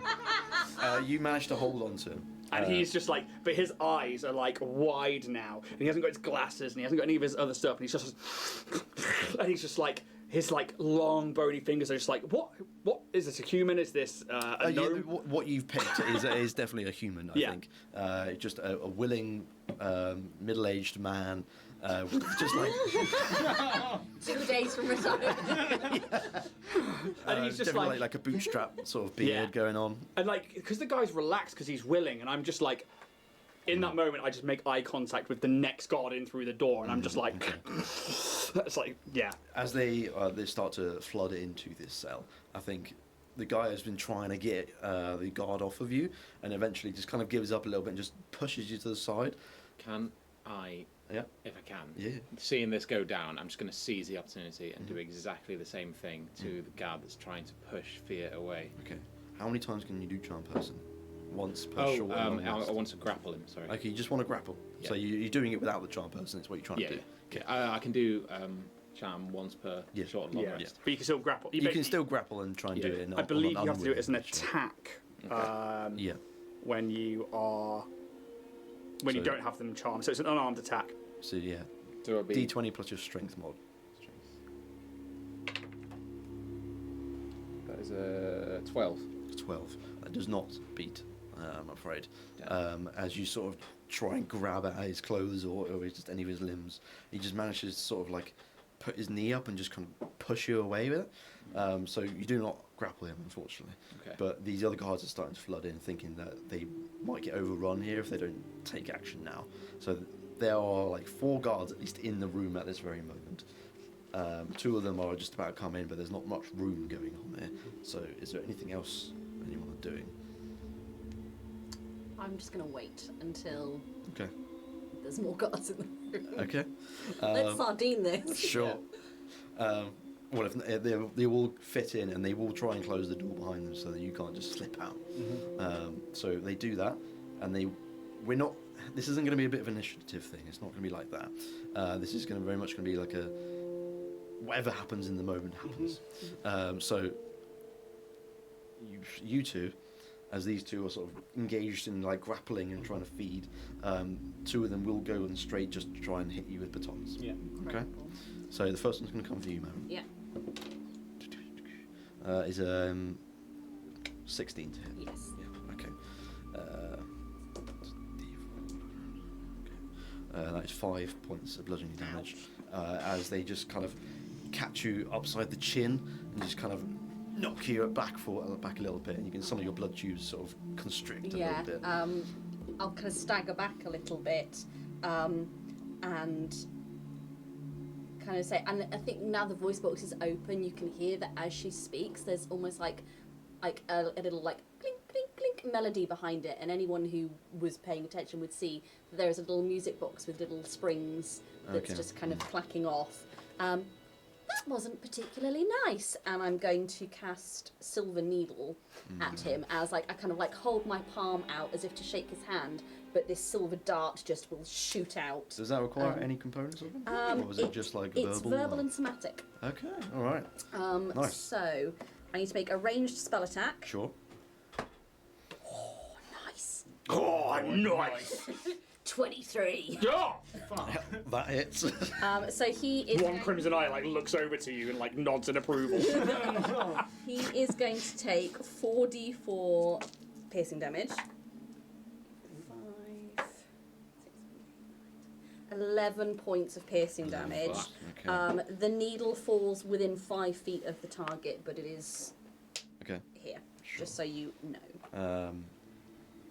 So maybe you kind of catch him in the shoulder a little bit, and it just kind of pierces through what little armor maybe this guy has in that little area. Definitely wounded for sure. Yeah. He's still going. I'm also then going to, like, from the voice box, like, a kind of a very, like, anyone who's, I don't know, probably over the age of, like, how long have Watermont been around? They've been around for quite a while. Yeah. Maybe the last couple 100 years. Yeah. I'd say anyone, like, over the age of 40 probably knows, like, this tune, and it's like a lullaby, like, but a very old, almost discordant, and I'm going to give a bardic inspiration to Marcus. Okay. All right. It's a d6. One then of these guards will then try and come and attack you. It's a 15 to hit. Hits. Okay.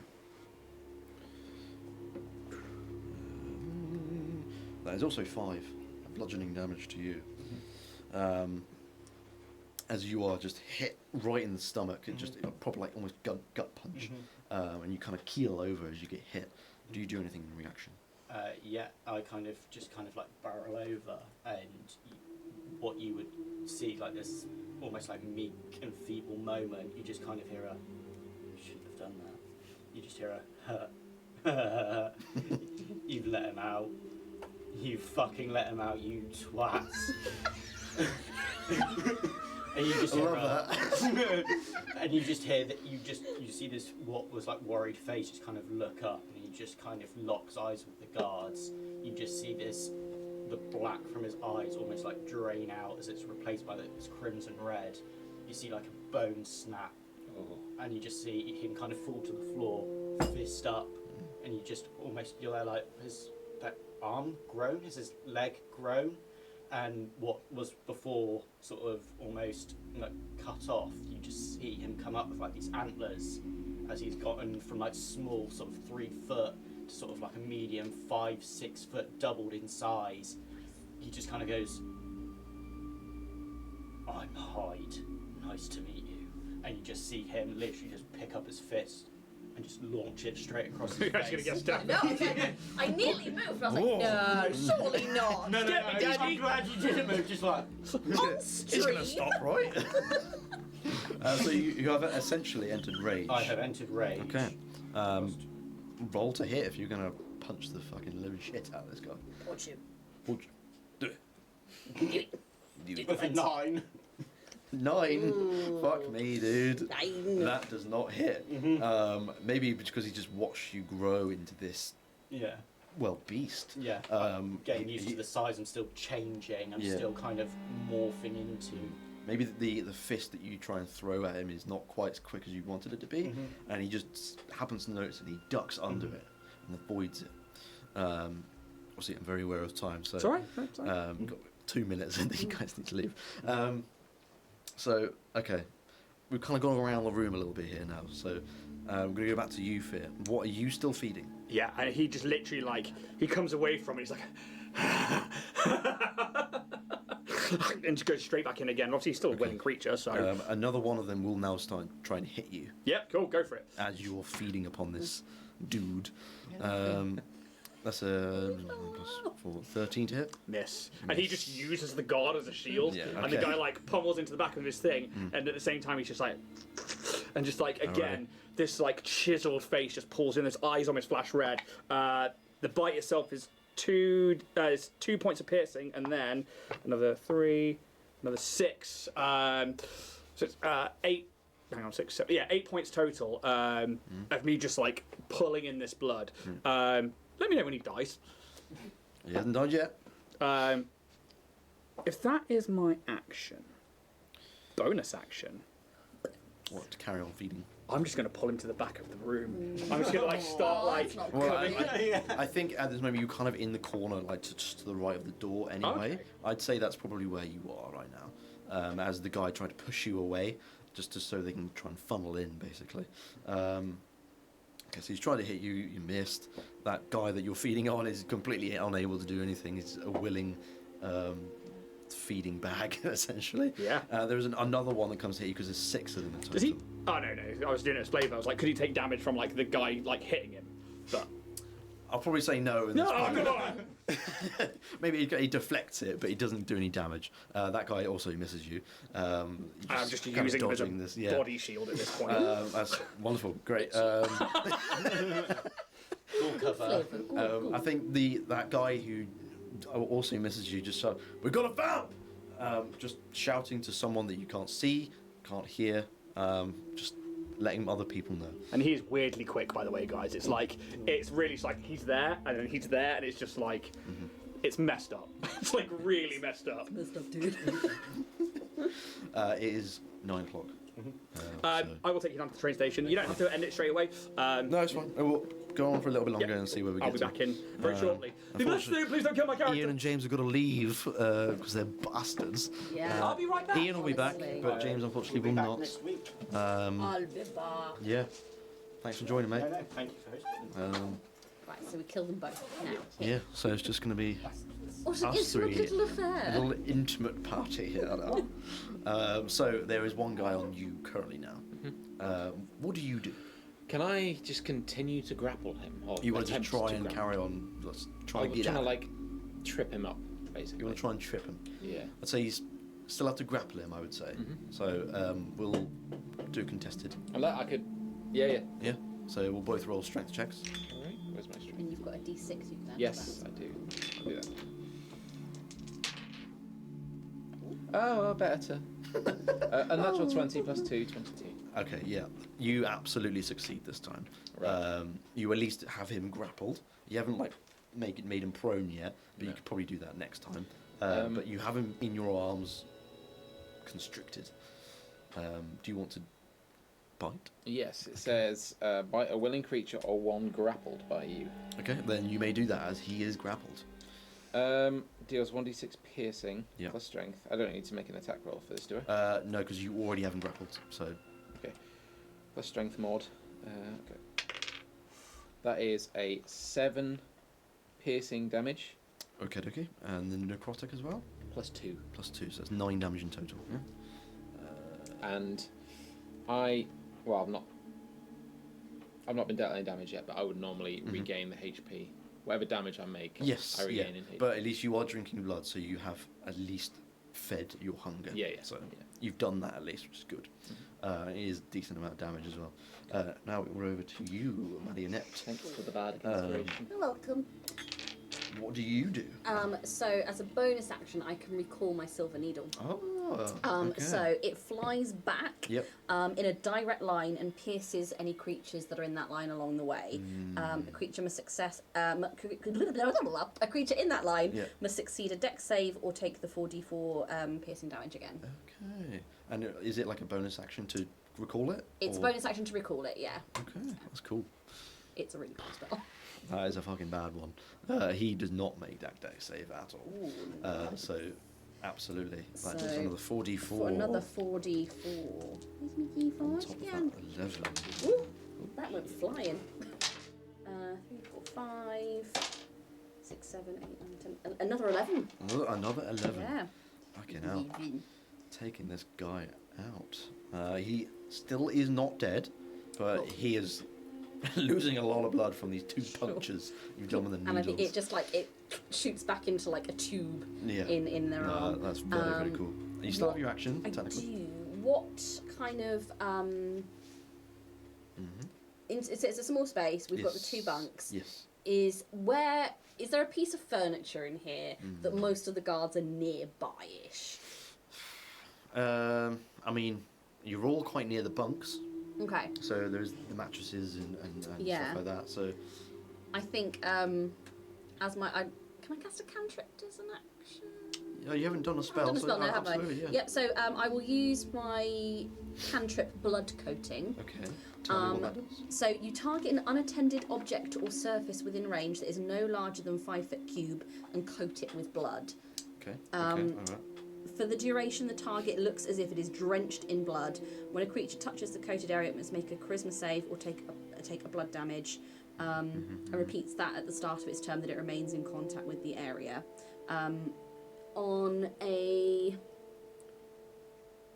Taking the same damage on a fail. On a success, it understands the illusion.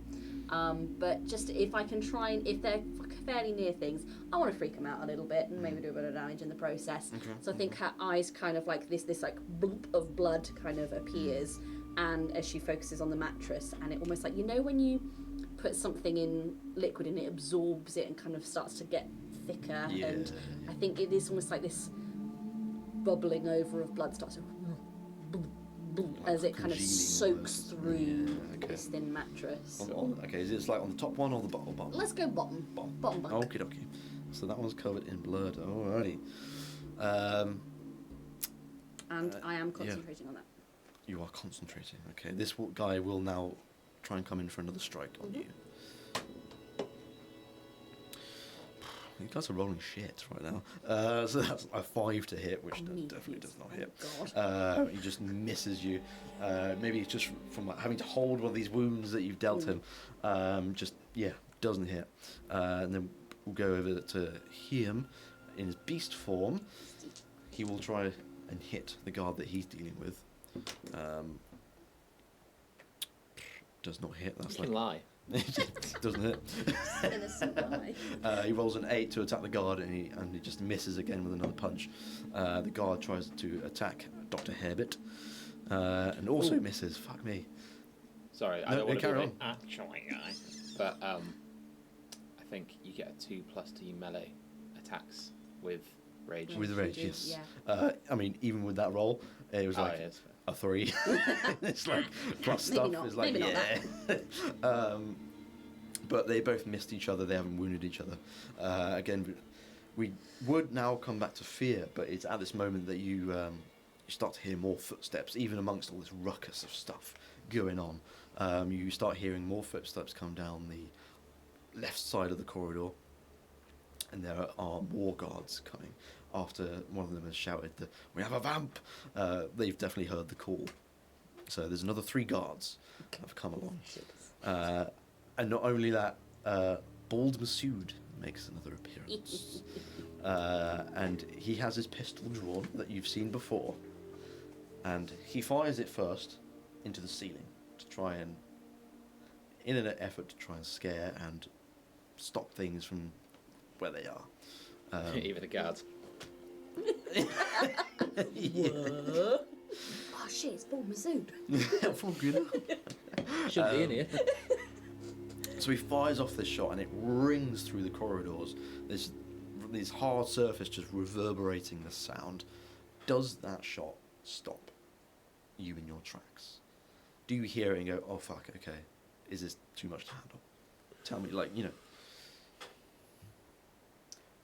how would you react? I think Marionette will kind of hold hands up and just lay it on really thick because of this blood coating. I think you see a single tear of blood just kind of fall down the copper face as it starts to oxidize even more. It's just being acting all innocent sort of thing. Okay. Yeah. I mean, you can persuasion check. Or deception. Oh, sorry, yes, I forget that's a thing. Deception check, please. It's not fantastic. 9. Okay. I'd say you probably will see through your deception on that one. Even through just a sheer not really caring. Yeah. But you can sort of tell you're a little bit putting it on.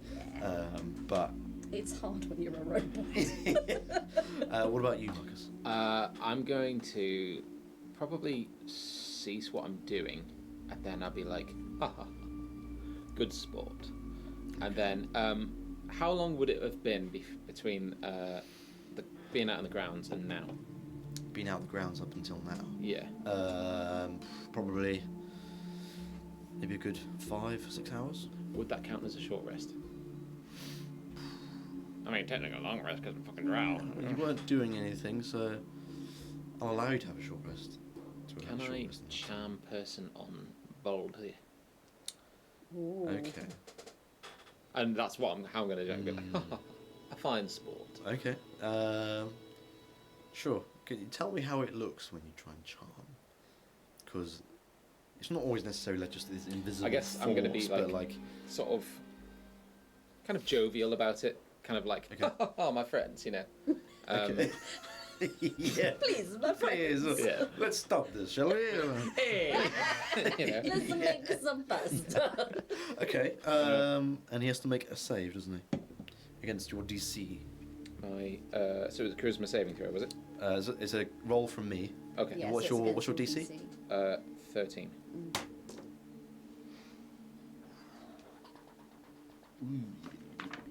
I wonder. I've got that right, haven't I? Yes, you have. Yes. Yeah. Thank you. Bald Masood. I love that name. Yeah. It's so Barry. good.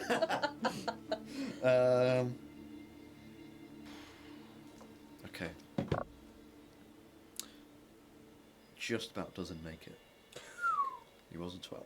Oh, Forgot what I rolled now. that means no. Oh, wait, no, you you didn't have- fucking Your roll. DC is 13, Yeah. so that And means he you beat got him. 12, which means he didn't pass. Oh, he didn't pass. Oh, Mm. cool. I thought you said it. He is now considered charmed Mhm. and has to be friendly towards you. Yeah. Doesn't have to be friendly towards anyone else. He's just charmed by you. Okay. Can I? Do you say anything further to him? Yeah, I want to persuade him to let the guards, or like, get the guards to stop what they're doing, like seize their actions. Okay. I okay. think my friends have suffered enough for now. I'm not quite sure about that for this scum. But for you, my friend, maybe. Come on, lads. Let's leave this cell for one night. And you can... Fucking bleeding at the neck. What? It is a little bit like that. Just riddled with holes, being like, You can see a couple of them like, fucking really? Come on, like, we just got our asses handed to us, you know? What would Fear do at this moment? He's Keep feeding on this fucking, probably. He probably would, wouldn't he? He's in the shadows as well. He says quite a small room. Yeah. I'm like, Not a lot of "Oh." shadows. I'll give him one more round of his fucking Yeah. his buy-in. So 1 plus strength. Hasn't quite heard the. Zero. Huh? Sorry. Sure. Okay, that guard still lives. Poor guy. Is it He just- intimacy really You wants? can see he's a little bit Pale. like emaciated now. He's like a little bit thinner than he used to be. More gaunt, you know. Come on, Jeff. Day off tomorrow, innit? I think Fear probably in this moment has had his fill of blood and just kind of regrettably lets him go and just kind of shoves him away and just licks his lips. Yes. That was fun, wasn't it? Ah, yes. And he'll Good probably pastime. go to his bed or something and just sit down. Oh, let me turn the blood off. Oh, Oh my god. Damn. dude. She. No, he probably sits on the other one, so it's fine. And the other ones just sort of kind of back off, put their batons back in their sort of sheaths or whatever, and just try and they watch you as they sort of back out of the room. The guy who was kind of like coming up in my grill. Yeah. As things are sort of de-escalating, I'll close my voice box up and I'm ever so sorry. I don't know what came over me. I was quite startled. I do apologise. I hope you're not too badly injured. He probably won't say much. I think he'll probably just murmur and go. He just Very quick. absolutely grumble out at you, just being wounded heavily from Yeah. your needle. He doesn't have anything to say to you in this moment. That's good So to just know. for your Awareness. Is he dead yet? No. No. But more guards have come, Oh. and Bald Masood has turned up. Oh, he is here. He is here. So, And my eyes are locked on him. he's basically shot his pistol into the air to try and startle you all and try and get you to realise that this may be too much, that kind of thing. Marcus has charmed him successfully, so he treats him as a friend and has agreed to call off the beating. You got another charm? Long way. I've allowed, because there's been about 4 or 5 hours since when you came in from the Sick courtroom. charm. Charm wicked. He's like, oh, sick charm. Sick charm bluff. Charmed. So he has agreed to lay off the beating for tonight, because he treats Marcus as a friend, and he's like, okay, fine. And I've said that your character would just have one last little go, Yeah. and then just shove him off. Leaves him on like 1 hit point and just like tosses him like Yeah. weakly over, and it's just like,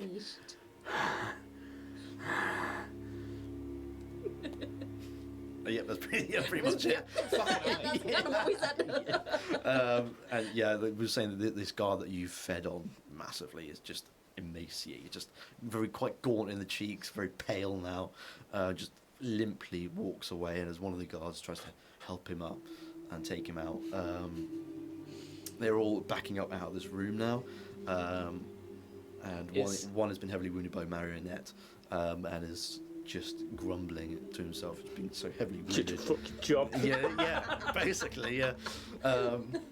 And yeah, the guards leave the room, and Is Baldy still there? Bald is still there just as the gate is shut on you again. Is he still charmed? You still charmed at the minute. Got an hour on it. For what it's worth, I just want to say, perhaps leaving this corridor in peace. My fellows have suffered enough tonight.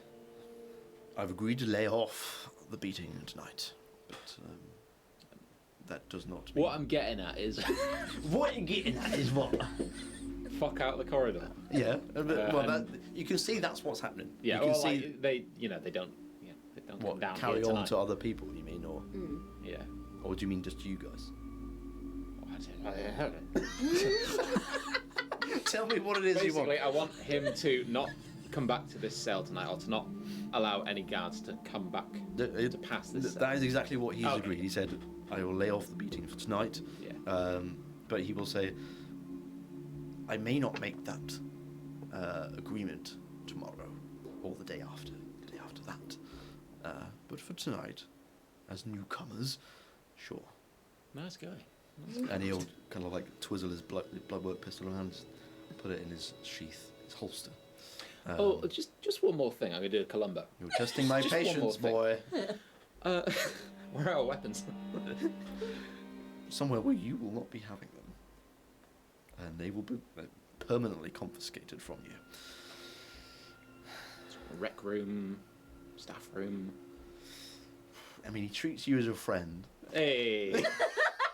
but he still knows that you are a prisoner. You have your stuff confiscated for a reason. So, I'll roll a d20. Okay. Anything above 10, he'll tell you. No. It's a 7.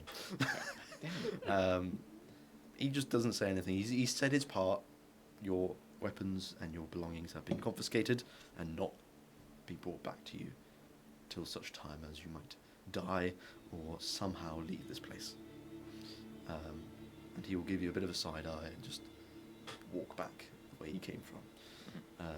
And the guards sort of limp around, and some of them are putting bandages to themselves to try and stop the bleeding. Dragon. Yeah, one of them is basically being dragged by the feet, but you are now left alone to your own devices. Dr. Herbert is still probably in his beast mode at the minute. Not really sure how to combat that, but Just a huge angry rabbit with a massive erection. beat this. Maybe the guard that he was fighting Don't be with waving had to that be blood around. like, they had to get involved with it and make sure the guard is away from him and just keep the beast at bay. But I think eventually, maybe after 10, 15 minutes after they've gone, Dr. Hebbit will eventually and calm down. You can see that his form shrinks a little bit back to what it once was. Induce anxiety. You won't believe what you did, mate. I think like when they're leaving and like the good doctor is still like in this thing, he's like, well, at least we can guarantee there will probably be more tomorrow. Yes, you all did quite well, didn't you? Do you expect to be here tomorrow? Not with those keys, my friend. Should we try the door? Yeah, can I test to see if So, the keys will fit this because lock? I know that there are multiple guards with multiple keys, and there are All right, mate. Just looks at it. Shed. there are many Disabled cells. toilet. There are many cells within this place. The reason he Okay. was on the ground floor. They weren't kitted out. I will allow you to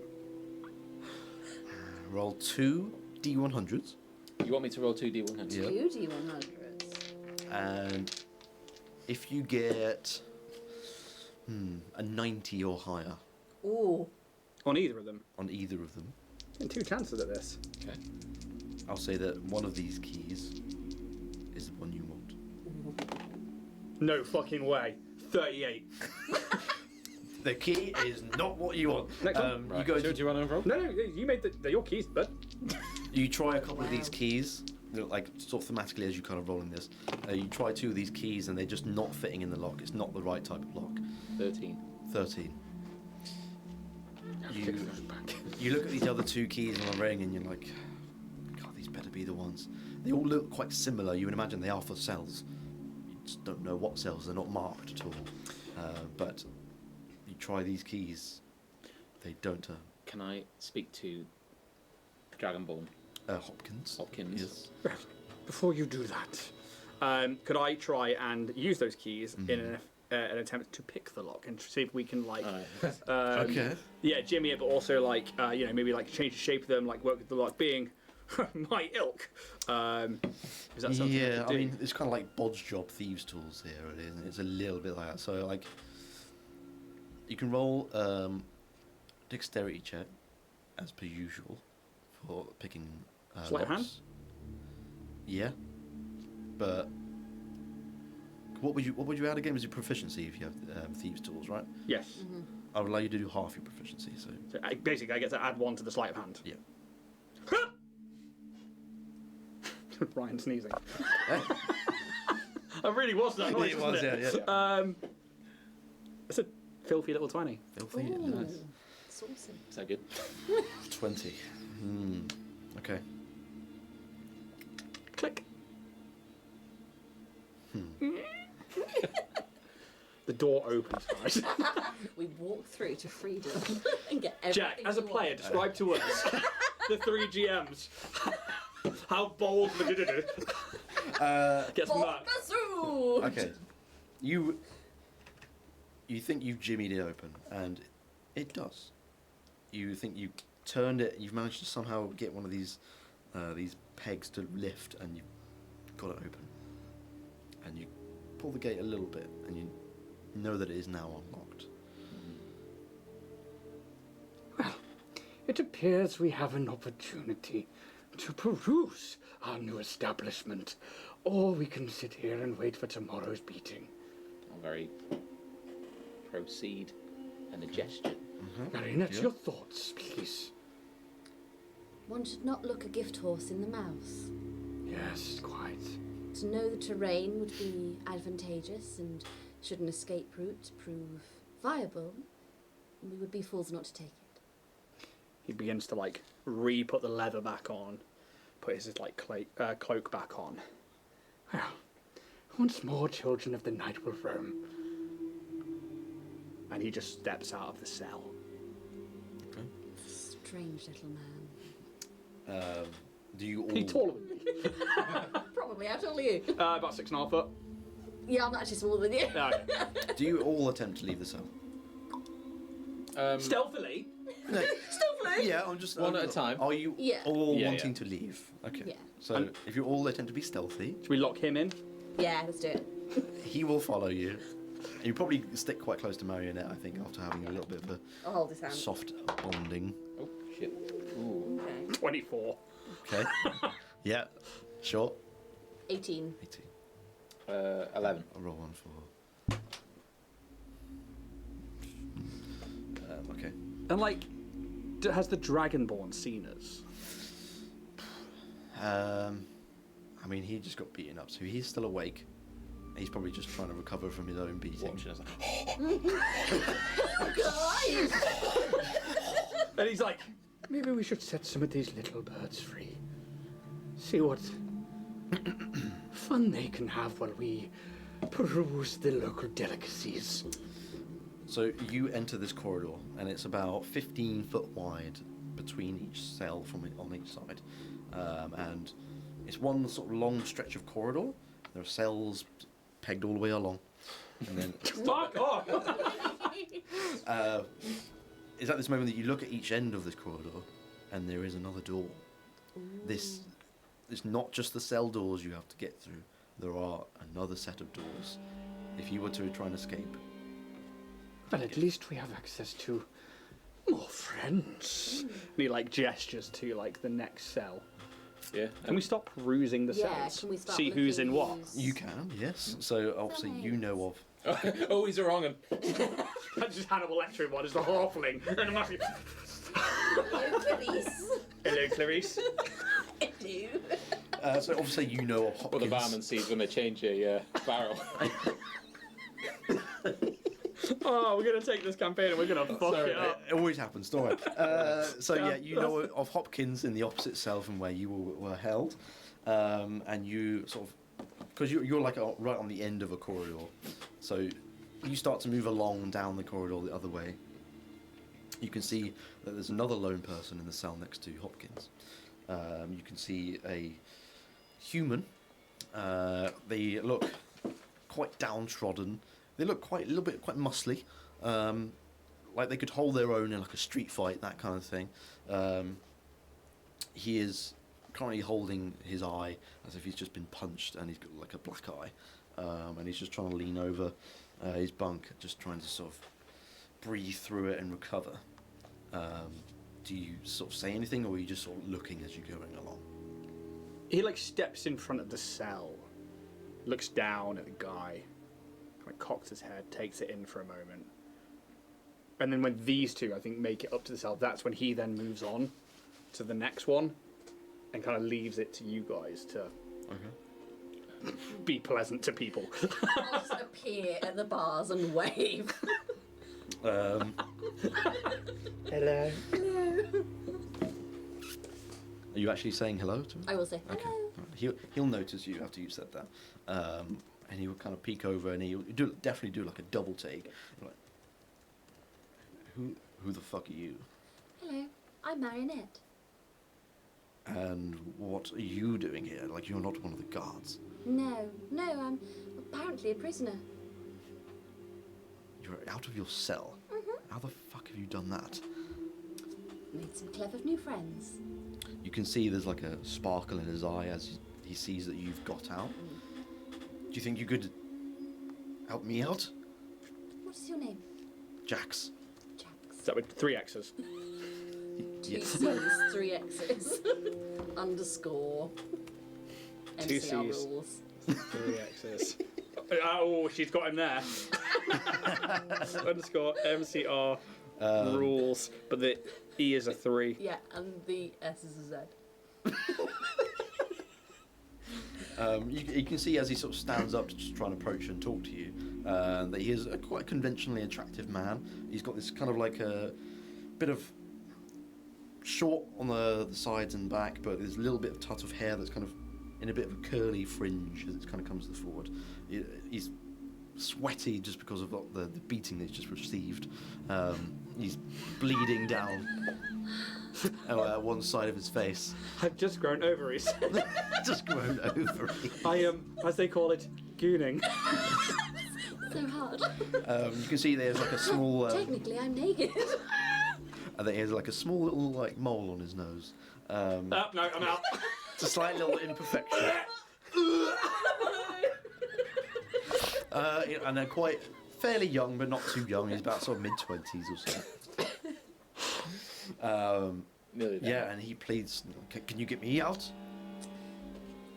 Fia, could you unlock the door for this nice young man? Well, shall we see who's behind door number 2? And he's just getting to the next bar. Are they barred?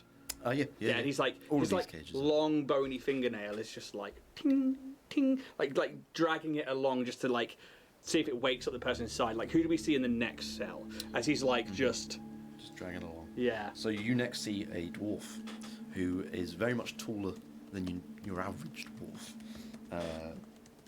Female dwarf. They're called, and she will announce herself as she sees you. And he's like, Hey, come on, hey, get me out of the cell, will you? What's her name? She will call it. She's Ingrid. Ingrid. Ingrid is her name. Ingrid. Ah, how grateful people would be if their saviors. And he looks back to you.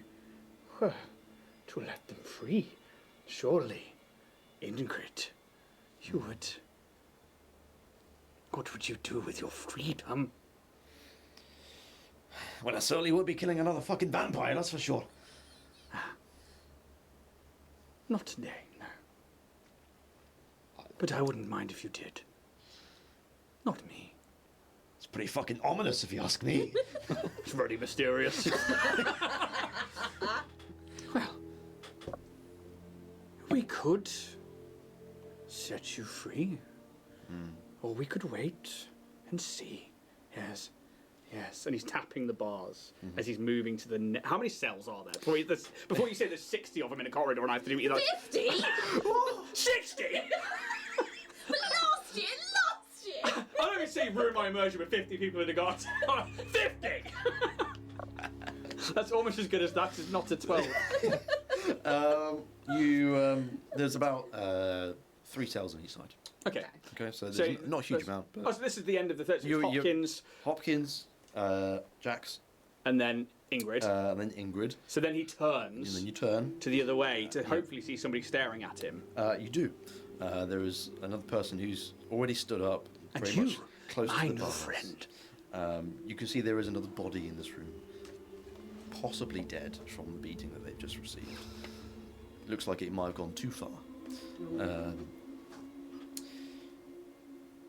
They are quite tall, female, elven, and super long hair. It's bright blonde hair, very straight, comes all the way down to the middle of her thighs. There's quite wide sort of facial features, like the eyes a little bit farther apart. Not you. Jack's like, give it him an imperfection, otherwise they'll keep going in. Fucking hell. She doesn't breathe an air of confidence, but you can sort of tell by looking at her that she once had some resemblance of confidence about her. But in this moment, she is rattled and shaken. Is this the one that's nearly unconscious? No, this is the one that's standing up in front of the iron bars, just trying to sort of hold themselves up a little bit. You can see there are bruises upon her, and she'll sort of just, hello, who are you? I'm Fia. And who are you? Ilkar. Eelkar. I-L-K-A-R. You're going to have to spell that. Yeah, got it in one. What is it? Eelkar. I-L-K-A-R. Spell it. Would you be happy if you were to regain your freedom this night? I think I have a bit of a revenge to take out. Well, hopefully on nobody here. They may be in here, I'm not really sure. I was taken away when it was too soon. I like this one a lot. Good. And he's like still like wagging a finger as he moves to like the last cell, which is the one next to us. And he just slowly looks in. Empty. If we are to set you free, and we can set you free, and he looks to you guys. Good doctor. Why is he silent? I think he's having a panic attack. That will not do. He's definitely panicking right now. He's just receded from his. Shall we let the riffraff go first, before we anoint ourselves in the blood of the enemy? While he's been like holding court and like doing the creepy thing, Yes. I would have liked to have been looking up and down this corridor for any kind of like master switch or like yes, insta release. That could be very embarrassing. Investigation check. What was that? 16 plus 4 for dirty little 20. Naughty. Naughty 20. Yeah, you spend a little bit of time sort of looking up and down the walls to see if there's anything mechanical that perhaps opens all the cells or something. You find a lever on the other side of the doors coming into this corridor. So they're like on the other side, so you can't click. Are they barred or are they like doors? They're basically the same doors that there are to the cells. They're just the door on its own, leaving the corridors, basically. Okay. Can you? Would you be? Yeah. Can you like reach? Is there possible to reach around? No. You would imagine that it's been designed so that couldn't happen. Is it locked? You try it, and It's always worth a try. it is locked. Yes.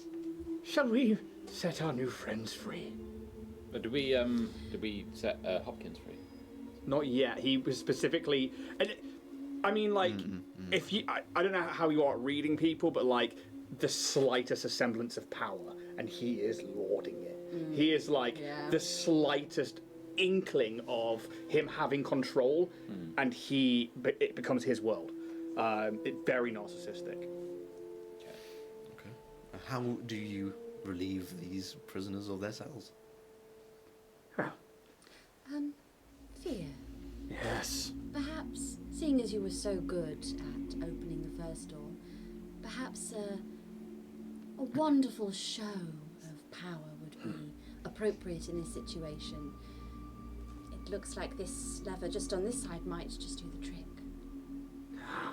And like he like perks up, and he will go to that door. He's like, "We will have some fun then." And he will try and use those keys as like a makeshift lockpick set to get that other gate open, even if it's like from the other side or from this side. You know, you tell me what to do. If you will try and pick the lock, you can try it. Yeah, I mean, are you trying to use the keys that Marcus found as like a hodgepodge fucking thieves' Before you tools? try that, are we sure that the keys that Mr. Marcus found don't work on these doors? Be my guest. You Can try I each one try? of them by one by one? Yeah. None of them are working. I thought it might be prudent just to see. Oh no, Thurr is always meticulous. And there's like a pause with that word, and then we'll just like yes, it goes back to the lock. Okay. Well, yeah.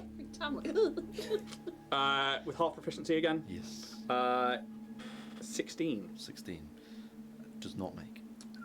These are thick doors. Oh, so thick. Doors.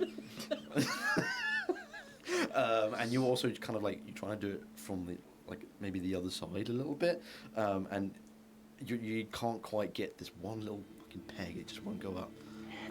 And in doing so, one of these keys breaks. Yeah. Maybe a different approach is needed. Good doctor, I don't suppose you would have another show of strength for us, would you? Yes.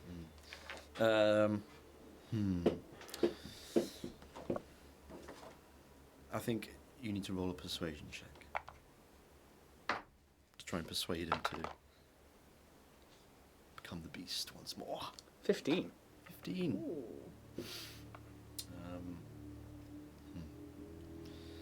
Well, I don't.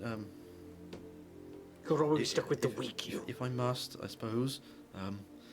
Sure. Okay. And he'll sort of try and like hype himself up a bit like Hulk does.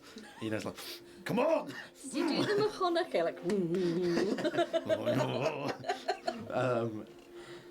He'll rage. Good. And you can see his form once again becomes this bulky form of his rabbit form, and he will attempt to try and yank the door. And I guess while he's doing at that one. Is there a couple of keys left? There's one key there. Should I try and release these new friends of ours then? I'm gonna kind of get in a little closer just to kind of keep it down a little bit, so I think you can hear more clearly like the whirring and tinkling from You are Marionette. unique. Perhaps we don't eat them though? Oh no, these are a distraction. Oh, good. Just so we were on the same page. No, these mortals are useful. I think you've had enough snacks for today. Oh, I am quite satiated. You can see Dr. Hairbit in his bulkier form has like his feet up on one of the bars, and he's just trying to completely yank this door off. He doesn't quite make it. With a 19, even still, DC 20, it's, like I said before, thick bars on this one. And you can see it kind of bends a little bit, but this thing is not fucking moving unless you unlock it. Let's get some friends. Who do you think is the strongest? I believe this dwarven lady. Imelda. Ingrid. Already forgotten her name. No, Field. Suggested, the human boy, Jax. Both. Well, I really would like to get out of this cell. This is where the guards walk in now. What did you We do, fell. by the way? Who's asking? Me. Well, yeah, but... Oh, fuck it. I used to be a mediator between organisations. That's quite admirable. Obviously not doing it now, but I'm here. I'm going to release the dwarf. She at least can kill a vampire. Boom. Yeah, I mean, fucking hell, that's a... What's this for, sorry? I'm going to do the lock on the dwarven one, because she stated that she'd killed a vampire. Yes. And he's like, you. Okay. That's his strength. So that is a sleight of hand with 1 on the proficiency. That is a 23. Okay. You just about managed to unlock this door. But I think even still with you're using keys that aren't meant for the locks that you're I'm having to like break bits of them off and stuff in the lock. I think at this point these keys have seen their use. So you shed keys. That's gone. But you will have unlocked Ingrid's, I believe, was it? Ingrid. Well, my new friend. Oh, thanks for letting me out. She starts to sort of just walking down the corridors to see if she can get through the door. If you could help our strong friend. Nah, fuck that. I'm out. And she just doesn't listen to you. She's like, cool, I found my way out. Cheers for that. See you later. Lean in. You chose poorly. Well, if she does get out, she's got to get further than us. She'll attempt a strength check of her own on one of these, probably the nearest door to where your cell was, and try to bust that open.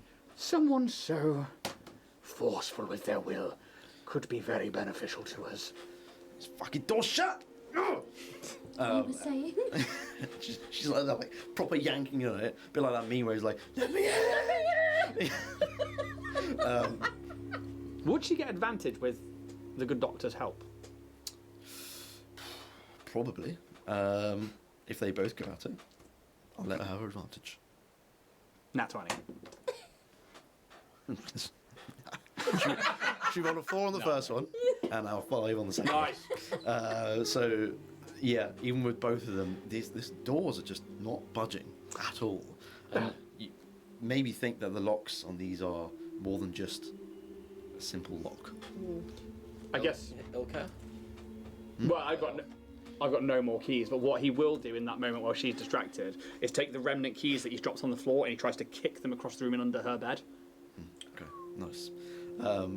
So as you sort of enter her cell just to kick him in, can you make me a perception check, please? Whoop. Oh, it's good. 17. Okay. Was she a remnant? Is that what you said? Was she a remnant? Did you say she was a remnant? I made that. I think he was talking about the remnants of the keys. Yes. Oh, I thought you said that one. So like remnant. basically he's trying to kick them like into her room and under her bed so that like the evidence of any Yeah.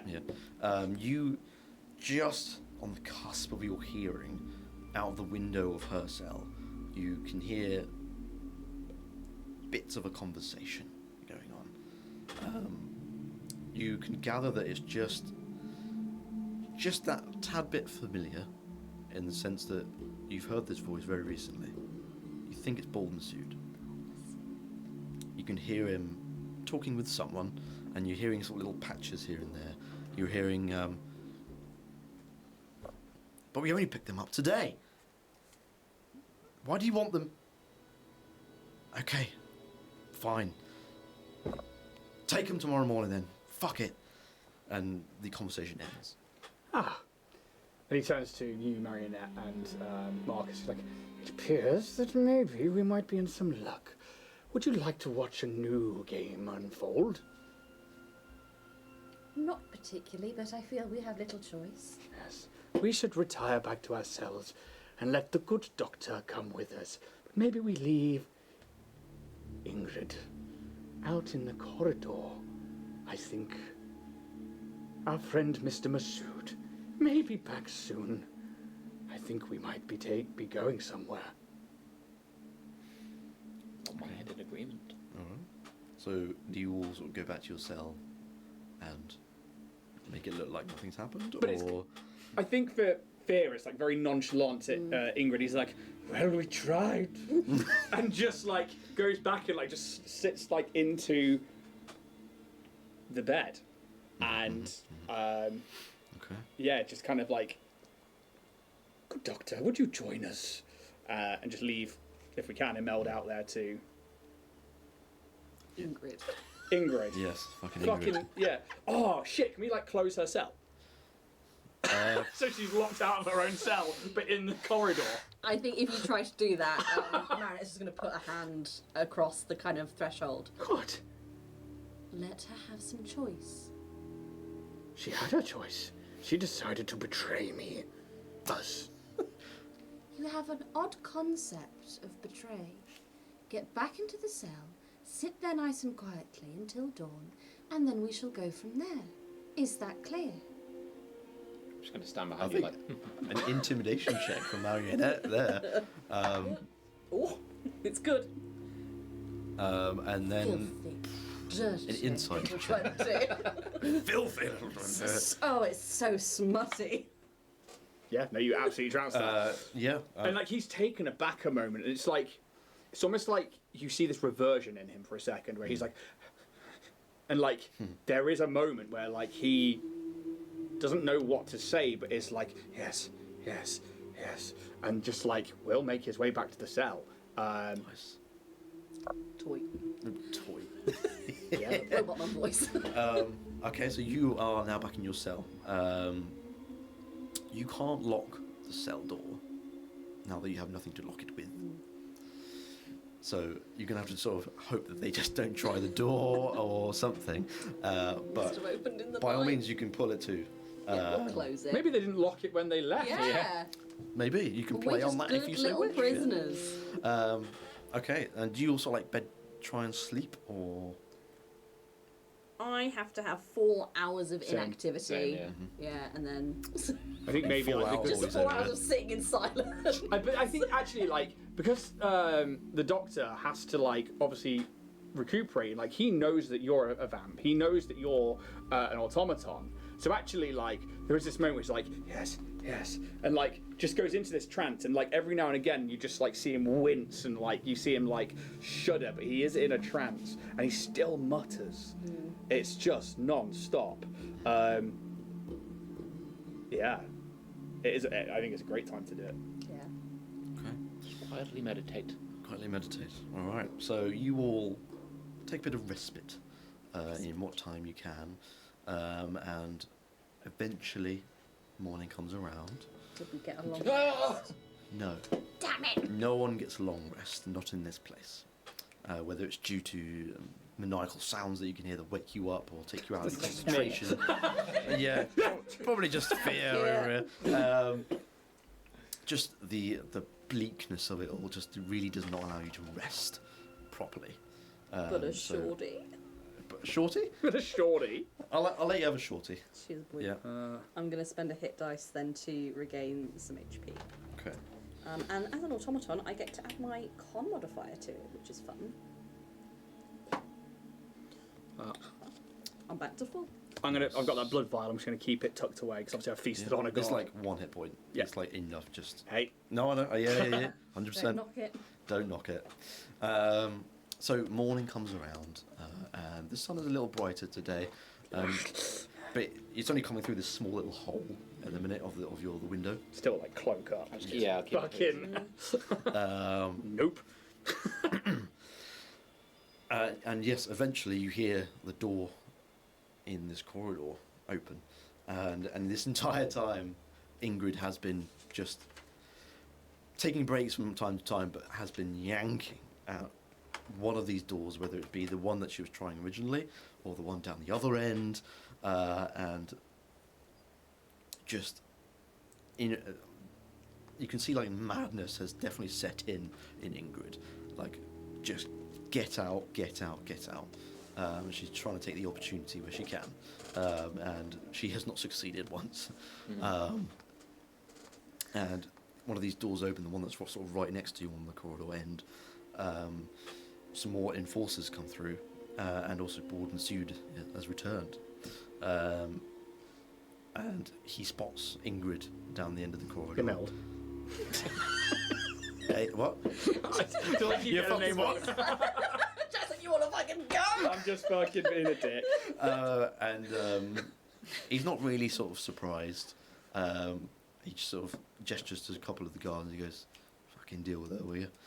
And they go over and you can hear the sort of sounds of beatings and cuffs being brought out to try and cuff her back up. And she's taken off somewhere else, you don't know where. But Bald Masood is outside your cell, and he sort of says to you, "It seems like it's your lucky day. Sorry that our time with you was so short. Oh, It's a pity." And he gestures to the rest of the guards that are there to open your cell, and one of them sort of goes to push the door a little bit with the keys and just goes. We both just stand up. And Bald Masood just sort of goes, "Which one of you did not lock that fucking buddy, champ." I will say, it was quite something to know it's been unlocked all night, and poor Ingrid tried so hard to sway us to break free with her. We shall deal with her. Good. Right. Quite the Roman. However, you have got something very special for you today. So, you're coming out to the courtyard, and you were all taken out to the courtyard.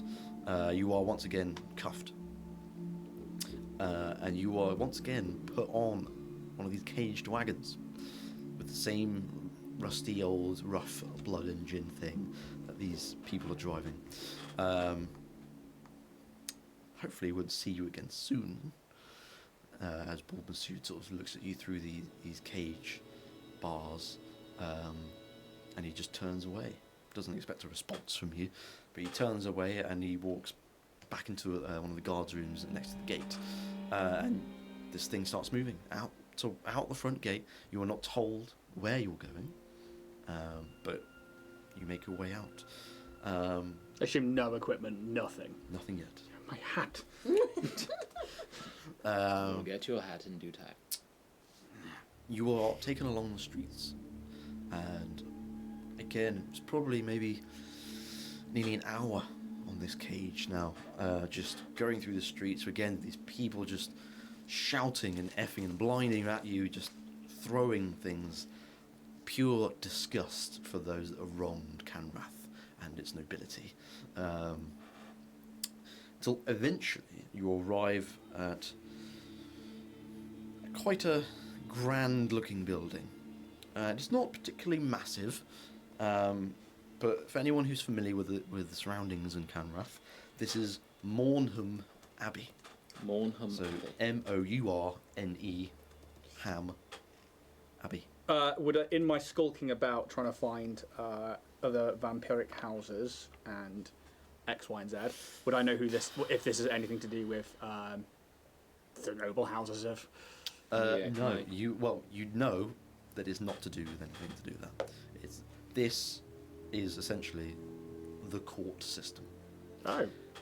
You piece it all together. You're like, we're having a trial. There's no reason why we should be taken here otherwise.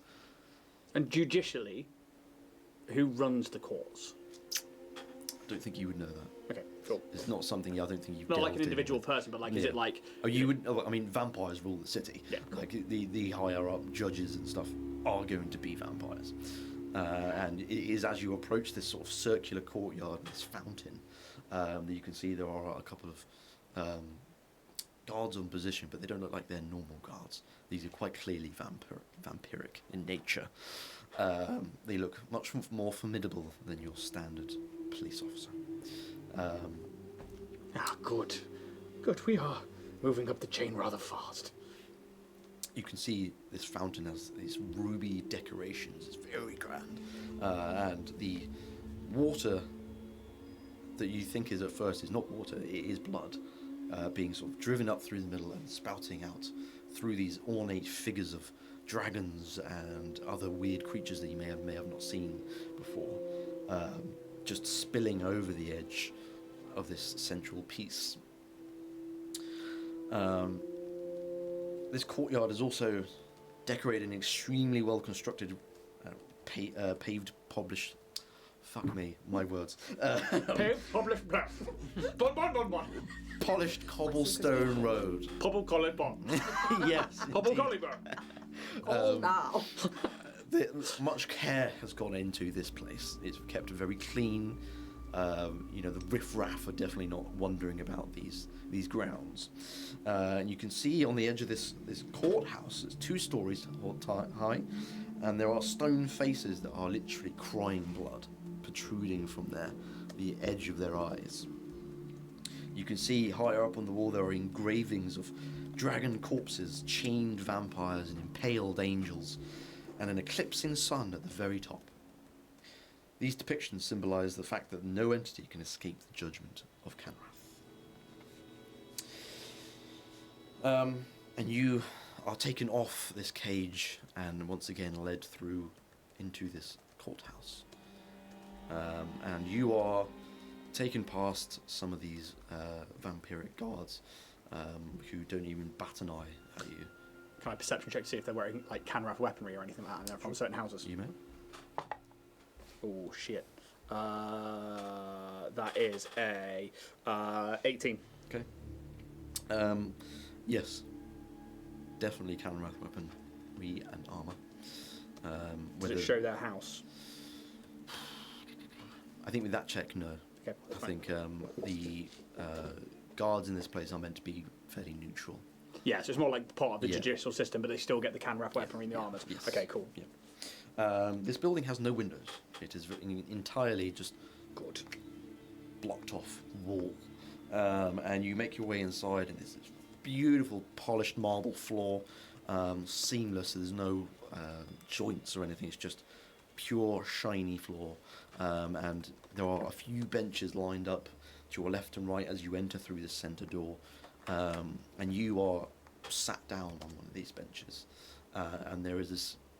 We still handcuffed? Yes, absolutely. There is a fence from in front of the benches, from where you sit, looking forward. And then on the other side of this is quite large wooden desk, a very grand-looking desk, and behind it is definitely a high noble vampire with crimson silk robe, quite old, clean shaven, with this long sort of white hair. You can see he looks bored, and he's kind of just sat back, maybe with his elbow up on the edge of his, almost looks like a throne. Do I recognise this individual? You can. Also the same question. Jeff.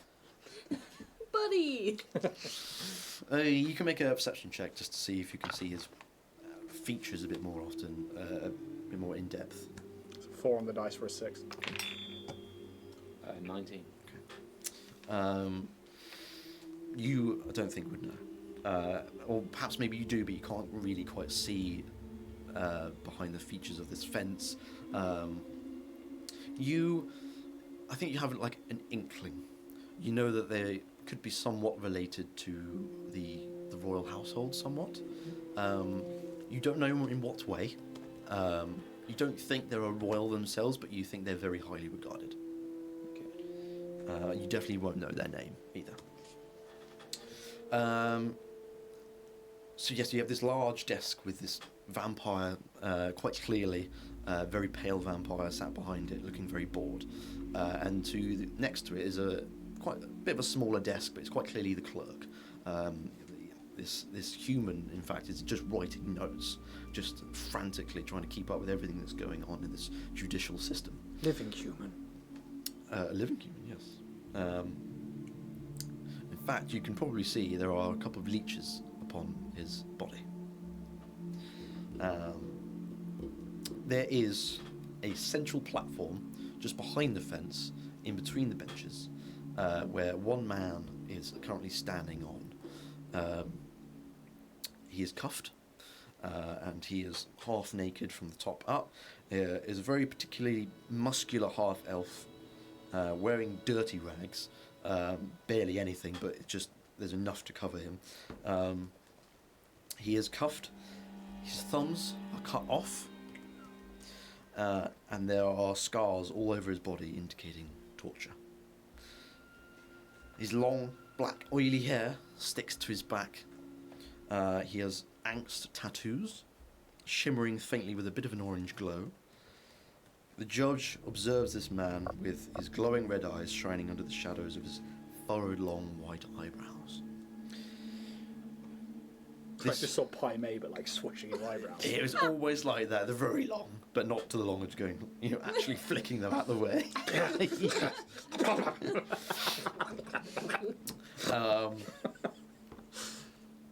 You get to like take a bite, but your mustache is going to fucking in between your teeth. Yeah. I know, right? Oh, fucking hell. And this accused man. Sorry, mate. Fuck's sake. This accused man begins to speak. You can gather that he is given one last chance to say his piece. I did it with pleasure, and I would do it again without a second fucking thought. You are monsters, creatures without moral values. In an ideal world, your kind would be no different than the vile undead being slaughtered in tombs and dungeons by groups of brave warriors and explorers. Yet, here we stand, a heartless corpse, judging the living, completely blind to justice. There's a short pause, and you can tell the judge is no longer bored, but angry. The man continues. This court, this system, this fucking hell, you! All of this is just a play, and I currently own the stage. So hear me! I am merely one among a sea of others like me. But when you're killed, everything that you achieve dies with you. When I die, my ideals and hopes will be living on within the hearts and minds of people who believed in me. When the sun rises, look up to the sky and hold on to what is bestowed upon you. We will never be... And his voice is cut off immediately. And you can see as he was making this speech, he was starting to float a little bit off this platform. If you all make perception checks quickly. Oh, that's a nice thing. Ding. It's a 9. A 9. Shit roll. Level 1, boy. 12. 18. Okay. I think, Fear, you're probably the only one to see this. Yeah. Is that he's no longer leaning on his hand, this vampire. He's kind of leaning forward a little bit, and you can see his one hand makes a little tiny gesture. And you can sense there is some sort of spell being cast or ability, but he is gestured with like 2 fingers just to raise him up. This is the vamp that's done this, yeah? Yeah. Yeah. And as soon as his voice is cut off, you hear his... And like everything kind of like constricts, and you can see his veins and arteries like are growing to the point where the blood itself is like almost like multiplying, and his veins and arteries explode, and it literally sprays the floor, the ceiling in this man's blood, and as it does so, his body kind of crumples in, and his limbs contort and bend the wrong way as they shouldn't be, and you can see all life in this man's face disappear within a moment, and you can see as he lifted him up, the vampire had just gone like that, and it has just removed him of all of his blood and lets go, and the body just falls to the floor in this just clump of flesh, and the blood is just sprayed out amongst the floor. Some of it maybe even like lashes onto your face as you're watching this thing unfold before you. I think like with that, he like fear doesn't bat an eyelid. Like the biggest thing is that like the wastage of blood, and he's just like, yeah, mortals can't live forever. The judge stands up. I think that's quite enough for today. And he'll gesture to the Kanrath guard. The rest of them, execute them, and he'll just walk away. And he walks. What's a turn? No, thank you. So at first you were expecting a trial, and you've witnessed this horrific execution just happen before your eyes in a moment, and you are now sentenced to death. And that's where we'll end it for today. Shit! So many characters, cool. Think to yourselves, Fear's gonna live forever. I'm already dead. It's too crazy not to. Thank That was you. awesome, Jack. Thank you thank so you. much. That's cool, man. We're finding my feet, but you know. You did really well. That was awesome. I'm glad. Thank you. Vanilla says, "Oh, let's go, Jack's great." Oh, I hope so. But honestly, if anyone's watching, please, thank you. Yeah. Like, I fucking love you, all here. We'll be here again in 2 weeks' time. Thursday will be the 28th of November. I believe so. Is the next session. Yes, sir. So, yeah, please come along again and Cool as fuck. yeah, tell your friends, tell your family about it. Yeah. All of it. We'll put this out on podcast for anybody who's watching this on YouTube. Thank you so much. We'll make sure that it goes up there onto the podcast formats. Just look for Dragonborn Industries. Just look for Bloodpunk, Bloodpunk. actual play podcast, Yeah. and like Jack says, tell your friends, tell your family. Thanks, Jack. Thank you. Thank you all. Jack. Thanks for playing. Yeah, and we'll see you all guys very soon. All right. Ciao, ciao. Bye. Bye.